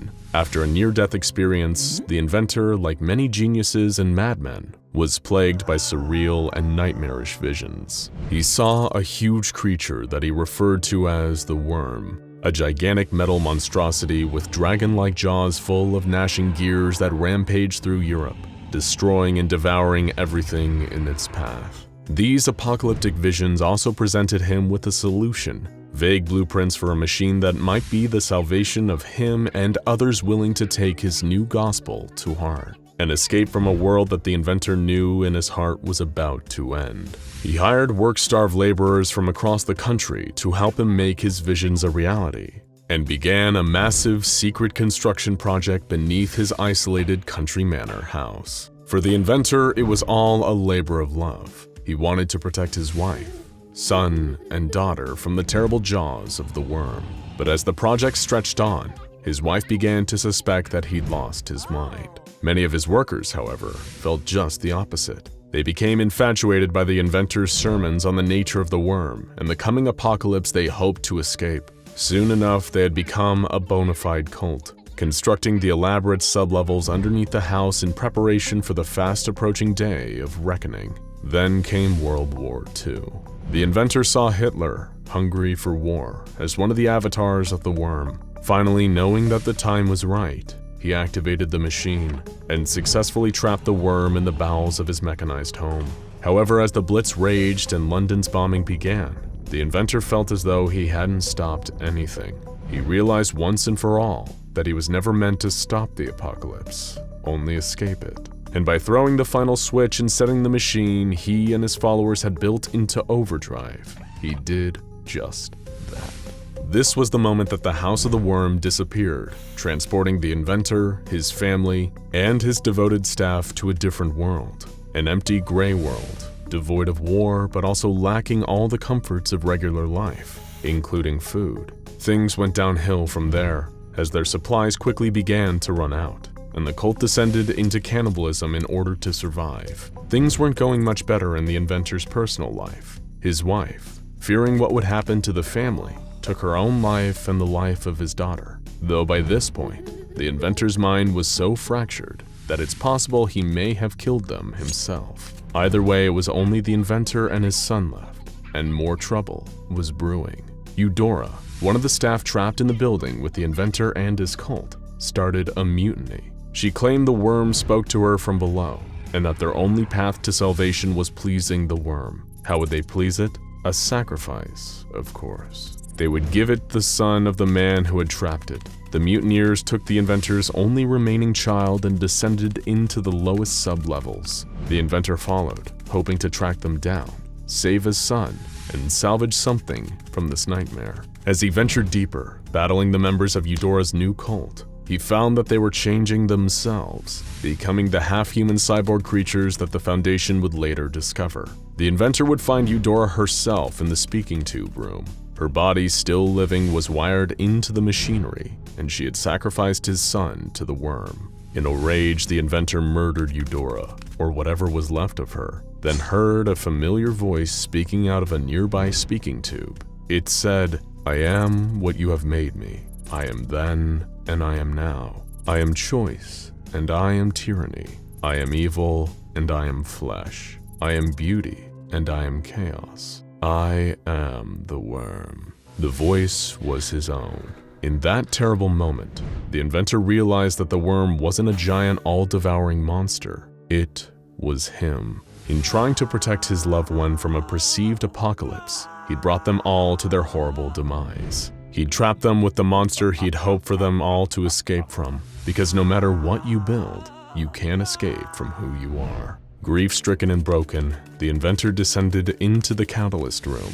There was his son, stuck with the syringes, drained of all life to fuel the mighty machine his father had created. In his last moments, the inventor decided to do the only noble thing. He threw himself into the machine, destroying both it and himself in the process. The house was transported back to our own reality, but the worm, in a sense, was no more. But who knows if the worm is really dead?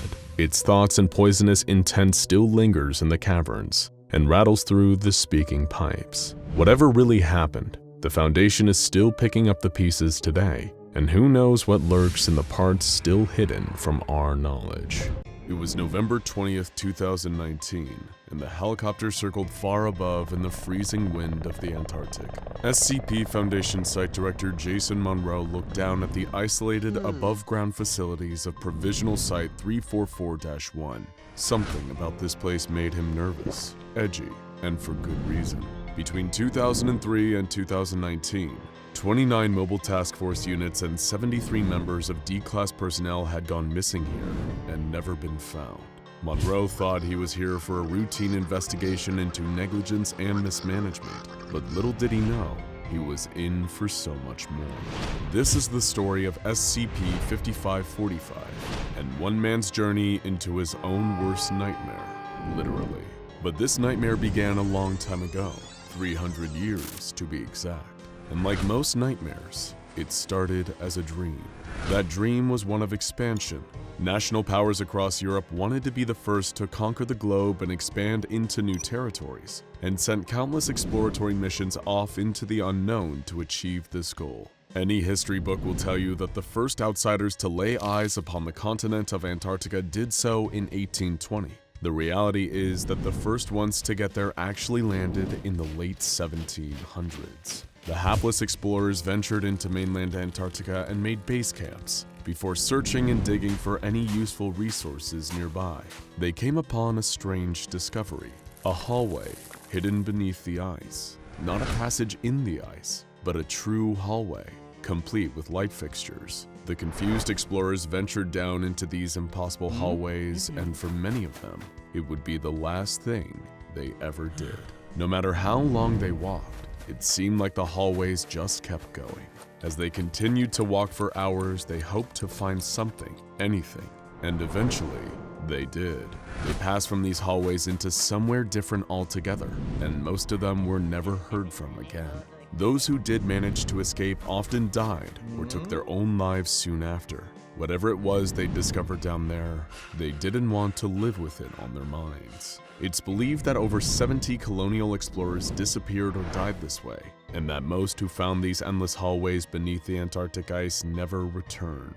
The multiple anomalous objects and phenomena that make up SCP-5545 came into the Foundation's hands several centuries later, on September 18, 2003, when during an expedition into the Antarctic, they too found the endless hallways. The Foundation built Provisional Site 344-1 around them, hoping to safely seal them off from any other unwitting Antarctic explorers or researchers. But there was something else lurking beneath the ice in Antarctica, something dangerous. The hallways were designated as SCP-5545-1 and were thought to be the extent of the anomalous activity at the site. But soon SCP-5545-2 was discovered, which resulted in the deaths of 16 researchers. So what exactly is 5545-2? It's an entity so volatile that even knowing about it is considered to be a containment breach. And as a result, it's kept in Provisional Site 344-2. Unlike Site 344-1, 344-2 isn't a physical space. It's conceptual, accessible only through the endless hallways, created with the express purpose of keeping 5545-1 and 5545-2 separate. Why? Because whenever the two come into contact, the result is 5545-3, the network of endless hallways expanding. If they remained in contact, the hallways would continue to expand and the entire planet could be filled with endless hallways in just 4 to 6 hours. While the two are apart though, 5545-3 reverses, but it always would take just a few hours to throw the whole world into a chaos of infinite hallways. SCP-5545 has been given the classification safe. Wait, we're dealing with a mysterious and volatile anomaly that claimed a huge number of lives and still somehow eludes true Foundation understanding, yet the official SCP Foundation classification is safe? How could this be? Monroe was the director of Site-58 and was the definition of no nonsense. Prior to taking the Site Director position, he was a decorated member of Mobile Task Force Eta-10 and helped contain numerous Keter-class anomalies. He'd been around the proverbial block when it came to anomalous activity, and something about SCP-5545 and the management of Provisional Site 344 seemed awfully suspicious to him, and he had questions. Like how such an unpredictable anomaly could be declared safe, and why had there been such a lapse of communication between the Foundation and Dr. Gabriel Reed, who'd been running the facility for the past 2 decades, and most of all, just what exactly was the mysterious SCP-5545-2? Monroe started to believe that something terrible had happened at the site, and Reed was covering it all up. But to find out for sure, he'd need to go to Antarctica and investigate it himself. Information about this supposedly safe anomaly was highly classified. Those without O5 clearance could face termination for snooping. But that didn't scare Jason Monroe. He dealt with Ketters before. He could deal with this. Or so he thought. Monroe submitted a request and was granted unanimous approval by the O5 Council to travel to Provisional Site 344 and get to the bottom of this mystery. He took a chopper to the base soon after, armed with a concealed firearm and a hostile meme detector, or HMD, to test whether the base and its staff had somehow fallen under a hazardous mimetic effect from SCP-5545. He'd find the answers, or die trying. The moment Monroe arrived, he couldn't help but notice the strange way the staff behaved. They seemed listless, almost oppressive. When he showed his credentials to a researcher, they simply said, SCP-5545-2 is contained in Site 344-2. His request to see Dr. Reed that night was denied. Dr. Reed was busy, he was told. Wait until tomorrow. The next day, Dr. Monroe met with Dr. Reed, but the results of the meeting were underwhelming to say the least. Just like the rest of the staff on the site, he seemed exhausted, as though he hadn't slept in days. His responses were quiet and evasive, and he refused to tell Monroe anything that wasn't in the official files already. Monroe ran the conversation through the HMD and found nothing out of the ordinary. What was going on here? Monroe was irritated, but not deterred. Nothing would stop him from finding out the truth. The next day, he flexed his O5 credentials and hacked into the base's security system. This gave him access to cameras around Site 344-1, but more importantly, there was a single camera inside the mysterious Site 344-2. Jackpot. But when he looked at it, the feed was an entirely black screen with the words SCP-5545-2 is contained in Site 344-2. The footage of the staff in 344-1 was equally strange. The 18 employees on site all sat at computer banks, with nothing but static playing on their screens. Monroe kept digging though, and was able to hack into the security footage of Dr. Reed's office. As he watched, he discovered a 15-minute period where Reed left the office each day. He could use this brief window to break in and collect more intel on SCP-5545-2. Monroe was so wrapped up in the investigation that he almost forgot the more immediate danger around him and nearly wandered into one of the endless hallways of 5545-1 by mistake. He made a note to be more careful in the future. His first attempt at breaking into Dr. Reed's office didn't produce many answers. One piece of evidence was a blurry picture of what looked like a mobile task force entering a 5545-1 hallway in the dark. Another was a spreadsheet featuring all the personnel, living or dead, who worked at the site, but one name, and the details of whether this person was alive or dead, was completely redacted. Anything particularly juicy was hidden behind O5 clearance. If Monroe wanted the answers, he needed to break through. That night, he had a horrific reoccurring nightmare, one that had plagued him since he joined MTF ETA 10. He dreamed that he was in a fancy dining room with a grand fireplace. The room was full of statues of men and women. The men looked angry, and the women looked afraid. As he approached the fireplace, the ceiling extended infinitely up into the darkness. Suddenly, the zombie-like body of a teenage girl appears in the fireplace, hanging from a long thread. Her eyes look furious and full of rage, and Monroe somehow knows that he's the reason for her hate. When he steps into the fireplace in this dream, she attacks him. The two intertwine, and they burn forever. The one difference was that in this new iteration of the dream, he blinked upon entering the fireplace, and suddenly he was in the hallway. He awoke sure that something was terribly wrong here, but he couldn't give up now. The next day, Dr. Monroe broke into Reed's office and made a horrifying discovery. He found files indicating that Dr. Reed was knowingly sending mobile task forces and D-class personnel into the infinite hallways of 5545-1 to their doom. He also found evidence that Reed and the researchers had been spying on him, somehow intercepting copies of the notes he had been taking.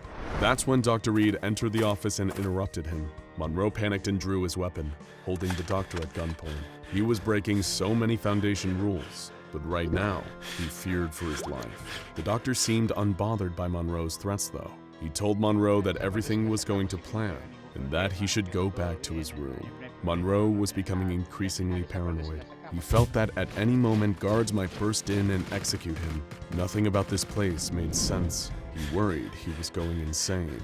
Perhaps the only way to find answers was to go even deeper, to risk it all, and venture through the endless hallways to find SCP-5545-2 himself, and finally discover what this thing actually was. Monroe left his room and stepped into one of the endless hallways of 5545-1 that was located just across from his dorm.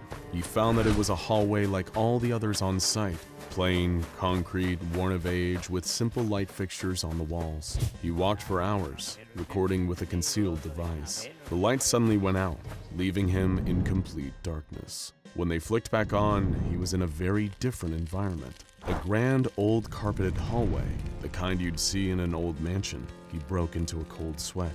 What was so familiar about this place? He kept walking, racked with terror, until this new hallway finally led him to the place he'd been seeking, Site 344-2, the domain of 5545-2. It was a large, poorly lit room, filled with grimacing statues and a large fireplace at the far end. It was the exact same room from Monroe's dream, with one horrifying difference. Monroe noticed a single white thread hanging down from the infinite ceiling, and when he looked up to find its source, he screamed. There were hundreds of bodies hanging and swinging from the ceiling above him. Everyone who SCP-5545-2 had ever killed, including MTF members, D-Class personnel, and even the colonial explorers from hundreds of years before. And all of them were him, every single one. They had his face, and there, hanging in the middle of the room at ground level, was the body of a teenage girl, the one from his dream. In that moment, he finally recognized her. She was the girl he killed, the first him, hundreds of years ago. Much like Monroe, you're probably wondering, what is going on here? Thanks to declassified communication between Dr. Reed and the O5 Council, we can tell you. Jason Monroe is a man who's been reincarnated hundreds of times over the last 300 years, ever since he murdered a teenage girl, a girl named Emily, his daughter. This murder sparked the existence of SCP-5545 as an eternally reoccurring punishment for his crimes. Since figuring this out, the Foundation has kept tabs on Monroe's reincarnations, whether they're MTF members, D-Class personnel, or even site directors. They see to it that these reincarnations always find their way back to 5545-2 to take his punishment and prevent the infinite hallway expansion that threatens to destroy the world. It's a plan everyone is in on, everyone except him. But every time he enters that nightmare-haunting room, it all comes rushing back. In that moment, though, he knew his crime, and he somehow knew how many times this punishment had unfolded for him. He now had two choices: repent and accept the punishment again, or leave and activate 5545-3, potentially allowing the endless tunnels to expand across the world. Like his many predecessors, Monroe made the decent choice. He accepted his punishment and allowed his own string to coil around him as the lights in the room went off, one by one, leaving only darkness. Jason Monroe, that version of him, at least, was never seen again. But the SCP Foundation is already eyeing up his next reincarnation and preparing to let this twisted cycle play out all over again. It all started in 1983 with reports of human trafficking in the heart of Sin City. The FBI had gotten word of a potential trafficking ring operating out of an abandoned department store in Las Vegas, Nevada, and immediately began organizing a secret raid on the building. While they would indeed encounter something horrifying within that abandoned department store, it wasn't criminals or human trafficking. In fact, it wasn't human at all. This is the horrifying story of SCP-847. After weeks of planning, the raid on the department store was conducted in the dead of night. Agents covered all the exits and entrances, and a helicopter was stationed nearby in case anyone attempted to run. It should have been a perfect trap, but things never go as planned when you don't know what you're dealing with. The agents breached the door and began searching the darkened building. It didn't appear that there was any power, so the traffickers must have had great night vision and a high tolerance for creepy locales. Agents soon heard a faint humming sound coming from below, a generator. It must be located in the basement and be the hub of this criminal enterprise. Readying themselves for whatever they were about to find, the agents descended into the basement. As they moved deeper into the building, they found that lighting rigs had been set up. They must be getting closer to something, but that something was still a mystery. A senior FBI special agent was leading the charge, his pistol drawn and ready. It was quiet, too quiet. Did the traffickers already realize they were coming and clear out?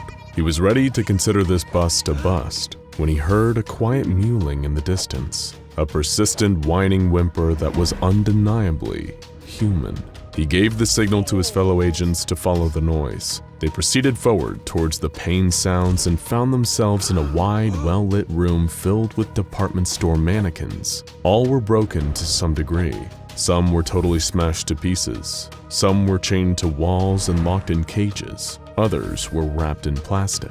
The agent wondered whether this was some kind of twisted joke or a messed up avant-garde art piece. That's when he noticed her, a single crouched figure in the distance, hunched over and whimpering in a darkened corner of the room near a full-length mirror. He couldn't fully make her out, but he got the sense that something was wrong.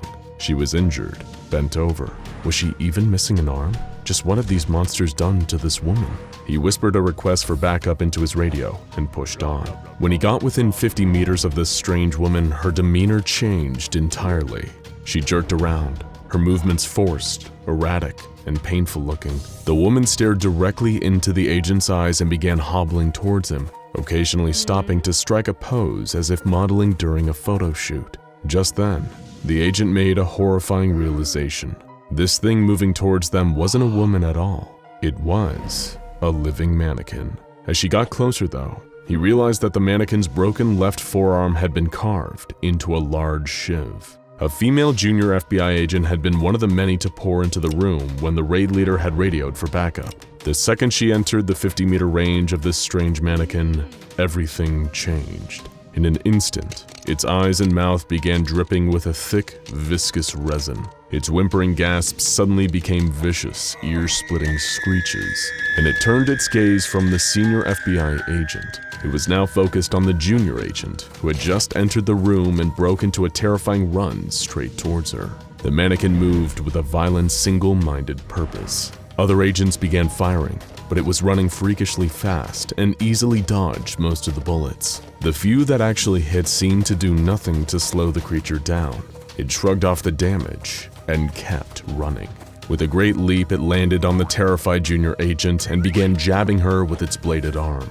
The other agents stopped firing, fearing they might accidentally hit their colleague during the panic. The mannequin was ruthless, clawing and stabbing with the strange resin leaking out of its every orifice. Terrified and unable to reach her gun, the agent remembered her training. She reached into her belt and grabbed her stun gun, jamming the two probes up against the creature's chest and giving it 30,000 volts. The creature spasmed, fell backwards, and collapsed in a heap on the ground, frozen. This was the first recorded encounter with SCP-847, a violent living mannequin with a serious problem with women. This terrifying report was passed up the chain of command until it landed on the desk of a Foundation agent working in the FBI. The Foundation quickly swooped in and claimed the mannequin, delivered necessary amnestic treatment to all who'd witnessed it, and closely observed the female junior FBI agent's recovery in a private hospital with Foundation ties. As it turns out, they were right to do so, as the junior agent was in for a gruesome fate. While the wound she'd suffered at the hands of SCP-847 didn't appear fatal, the fact that the mannequin's anomalous resin excretions entered the open wound changed everything. Several hours after being committed, the junior agent began complaining of limb stiffness and difficulty moving. This quickly developed into full paralysis. Over time, her skin and internal organs began to harden, until the process, dubbed plastination, came to a gruesome end. The junior agent wasn't just dead, she had been transformed into a mannequin. Foundation researchers were met with a truly horrifying realization. This means that all the other broken mannequins found with SCP-847 were likely once living humans, attacked and transformed by the anomaly, now a source for new harvested body parts. Now safely interred at a Foundation containment facility though, the real tests on SCP-847 to determine its behavior and physical attributes could begin.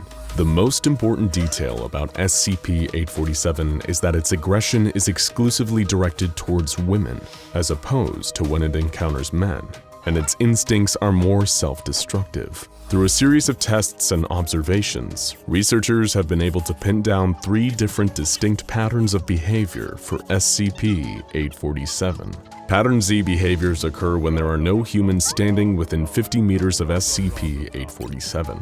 The mannequin will seek out a full-length mirror and pose in front of it, much like a department store mannequin attempting to show off its clothes. It remains largely inanimate during these periods, and will very occasionally use a finger, or whatever appendage is available, given its habit for self-mutilation, to scratch messages on nearby surfaces. Pattern Y behavior occurs when male humans with XY chromosomes enter a 50-meter radius around SCP-847. Just like its reaction to the male FBI agents who found it, 847 will initially emit vocalizations that seem like whimpering gasps, before making eye contact and striking provocative poses while approaching the subject. It will then remain static and allow the male subject to pose its body. However, after the male subject leaves the area, 847 will enter a state of considerable distress and begin removing or shattering parts of its body. The Foundation has found that the parts removed or shattered are often consistent with parts that the male subjects found displeasing during interactions, showing a masochistic desire to impress. These parts are then harvested back from plastinated victims, which brings us to the most dangerous of its behavior patterns. Pattern X behaviors occur when female humans enter a 50-meter radius around the creature. 847 will immediately become brutally aggressive, switching its noises from whimpers to violent screeches and growls. 847 experiences enhanced physical capabilities during Pattern X states. Its speed has been measured at 45 kilometers per hour, making it as fast as the legendary SCP-096. It's also been shown to exhibit extreme physical strength. It's during this pattern of behavior that it begins excreting its deadly resin, which has been proven to only be dangerous to women. In these states, the only thing capable of reliably pacifying the being is a powerful electric shock. The shock causes the creature's resin to harden, temporarily incapacitating it for roughly 5 minutes. Other conventional weapons and damage has no meaningful effect on SCP-847. After a number of incidents that had sad and violent endings, the Foundation Ethics Committee forbade the use of female D-Class personnel in SCP-847 testing. When it came to female subjects, 847 always slipped into a state of extreme aggression, so instead the Foundation began testing with male subjects in hopes of better understanding the dynamics between human males and SCP-847. Various misogynistic D-Class males were introduced into the containment chamber, which was modeled to look like a bedroom for the purposes of behavioral study. Each one, either during or after their interaction with SCP-847, was told to comment on some aspect they felt dissatisfied with. The mannequin shattered its own chest after hearing it described as being out of proportion. After another D-Class called its nose ugly, the mannequin broke it off. After another said that its hair was out of fashion and commented on its inability to drink, it tore out its hair and liver. All parts were replaced after the experiments. Things took their most violent and upsetting turn yet with the introduction of D-7294. A lot of the time, D-Class personnel are considered to be as anonymous as they are expendable, but D-7294 is an exception. Before becoming D-Class, he was a successful cello teacher who brutally murdered one of his teenage students and her mother. He's typically employed in tests when the Foundation wishes to see interactions between anomalies and humans with confirmed psychopathic personalities. During his interaction with SCP-847, he belittled and humiliated the mannequin. He forced it into uncomfortable poses and even snapped off one of its fingers before being dragged from the room by Foundation guards. In the following debrief, he further berated the mannequin as useless and lousy at its job of being controlled by him. In response, 847 extracted its own brains, eyes, and clavicle before shattering its own hands in dismay. So why does 847 behave this way? While it may appear monstrous, it seems that the reason SCP-847 does what it does is all too human. It hurts women because it itself is hurting, and it's willing to hurt itself even more for the approval of the objects of its desire. As a result, it's an anomaly trapped in an endless cycle of pain and violence. Perhaps one day, it'll be able to free itself from the loop, but that day is unlikely to come for this murderous mannequin anytime soon. It was just a job. You were meant to be mopping floors and cleaning toilets at the Johnston Labs and Pharmaceuticals Research Center for minimum wage, and you were happy about it, grateful for any kind of employment. You didn't even know that the company signing your checks was the SCP Foundation, an organization dedicated to securing and containing anomalies and protecting humanity from their negative effects at any cost. And today, you're going to find out exactly how steep that cost can be. The Johnston Labs and Pharmaceuticals Research Center isn't actually a research center at all. It's a Foundation front business, with a building solely dedicated to the containment of a single anomaly, SCP-3280. But again, you're just the janitor. It's not like they would bother telling you what's being contained here. If it breaks out, you won't even know what's killing you until it's too late.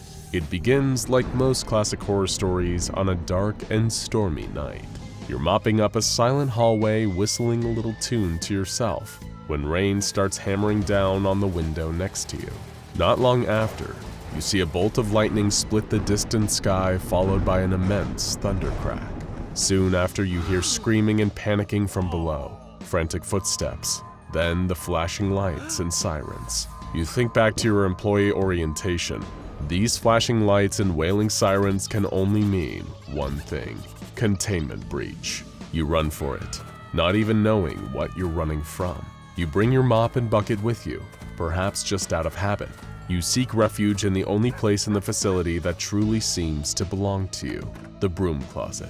The alarm blares as you lock yourself in the closet. You're shaking with terror and can hear the screaming of your colleagues. You hear more noises. Running, scrambling, a wet dripping sound, gunshots, and then silence. All this time you can't help but wonder, why isn't anybody coming to help us?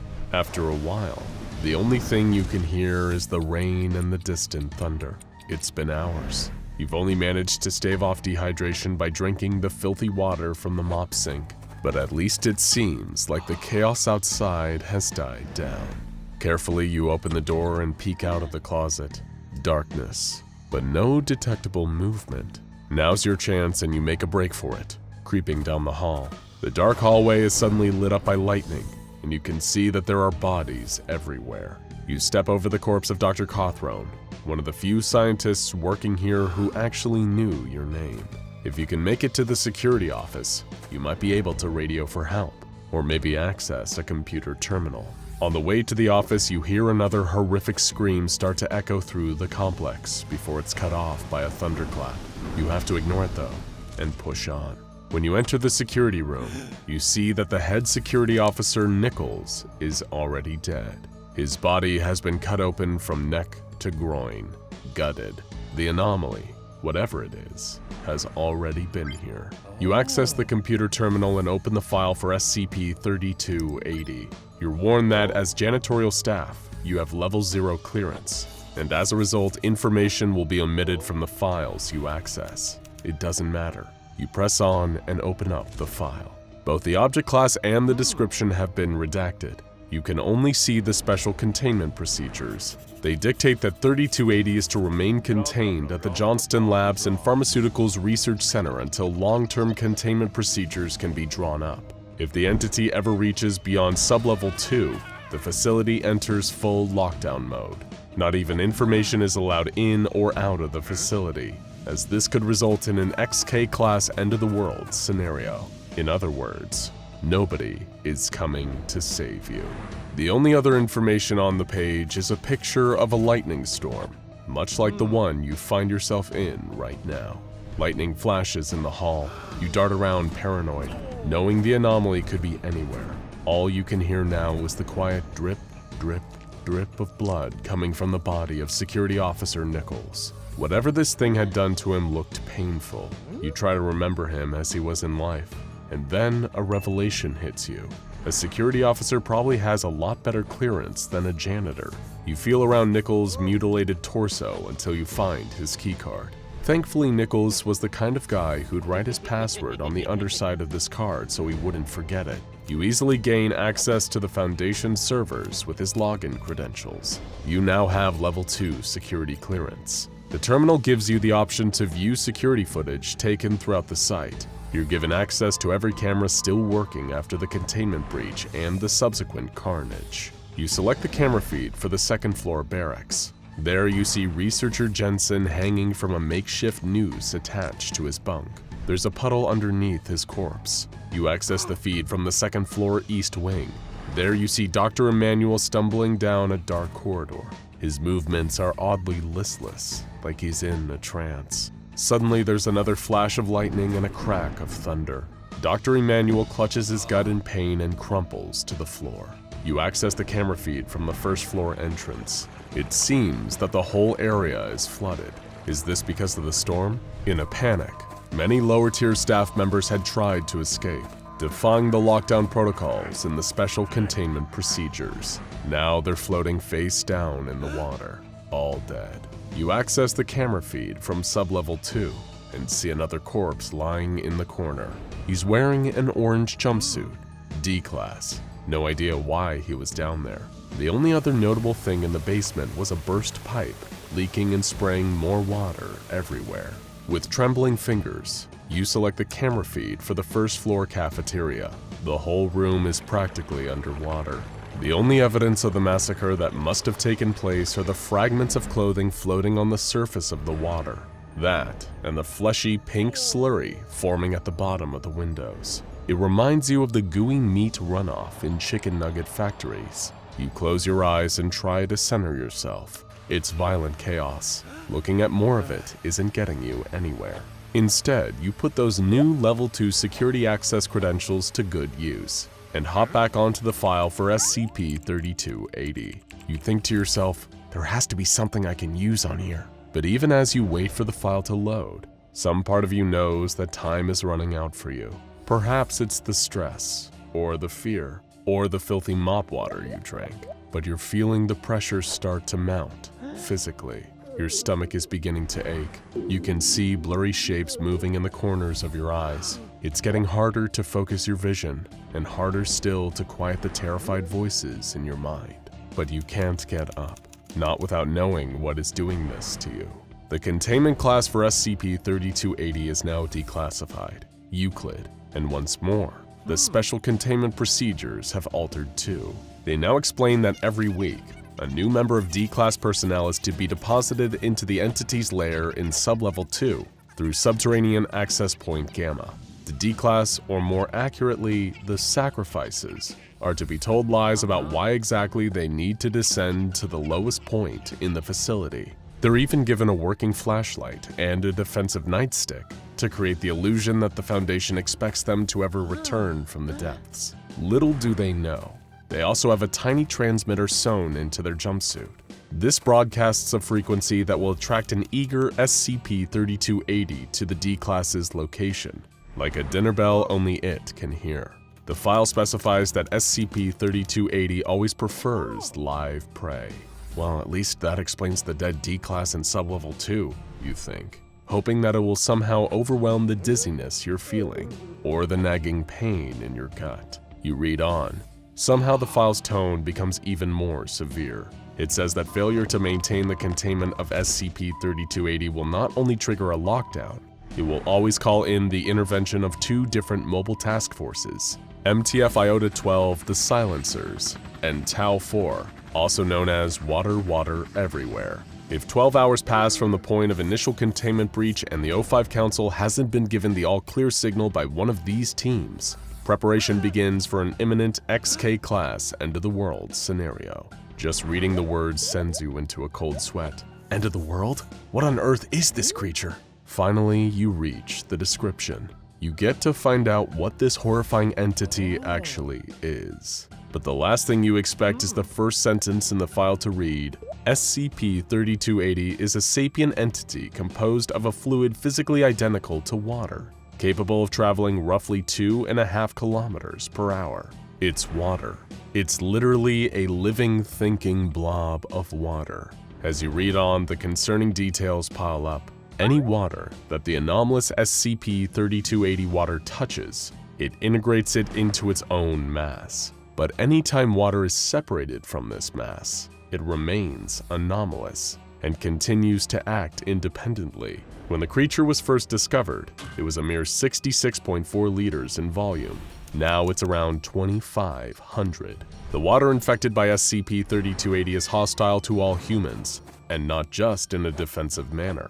SCP-3280 will actively seek out human prey, and when it finds them, it forces its mass into any available body orifice, including the victim's pores. This can happen in such a subtle manner that you may not even notice yourself being infiltrated. But below this, the file has a list of symptoms for those experiencing 3280 infiltration: loss of motor control, weakening of the micturition reflex, visual hallucinations, and abdominal pain. As you read the words, your stomach gives another painful churn, almost like something is moving around inside of you. It's all coming together. You read on. The file states that SCP-3280 is so difficult to contain because it exhibits claustrophobic tendencies. Anytime it's placed inside a container, whether organic or inorganic, it escapes with pressurized water jets that travel at over 255 miles per hour. If the water is inside a human, it may literally explode out of them, killing them in the process. Your jittering eyes turn to the gutted body of Security Officer Nichols. It all makes sense now. Everything is becoming clearer as the pain in your stomach builds in its intensity. The file goes on to say that if SCP-3280 escapes Sublevel 2, it may be impossible to contain again. If 3280 ever escaped the site proper, it would indeed cause an XK-class end-of-the-world scenario to unfold, as 3280 merged with our water cycle and destroyed all of humanity on a global scale. It would become truly impossible for anyone to escape. You can't read anymore. The pain in your stomach is unbearable. You jerk from your seat and stumble out into the hall, doubled over in agony. You can feel it pulsing in there, fighting its way out. It must have gotten in through the filthy mop water you were drinking. You didn't even know it, but your fate has been sealed for hours. You've been a dead man walking. The hum of pain builds in your ears and renders you almost deaf. All you can hear is the pattern of rain and distant thunder. You collapse against the glass, feeling the coolness of it against the skin of your face. And in that moment, you see the water droplets on the window pane reverse direction. They're slithering up the glass towards your face in defiance of gravity. Then you realize it's all over. And not just for you. SCP-3280 has escaped. It's out there, and it's going to drown the entire world. As you collapse to your knees and prepare to be torn apart from the inside, your final thought is that at least you won't be alive to see it. Now check out SCP-682, Ways the Foundation Tried to Kill the Hard-to-Destroy Reptile, and SCP-1730, What Happened to Site-13, for more SCP Foundation stories that'll have you sleeping with the lights on.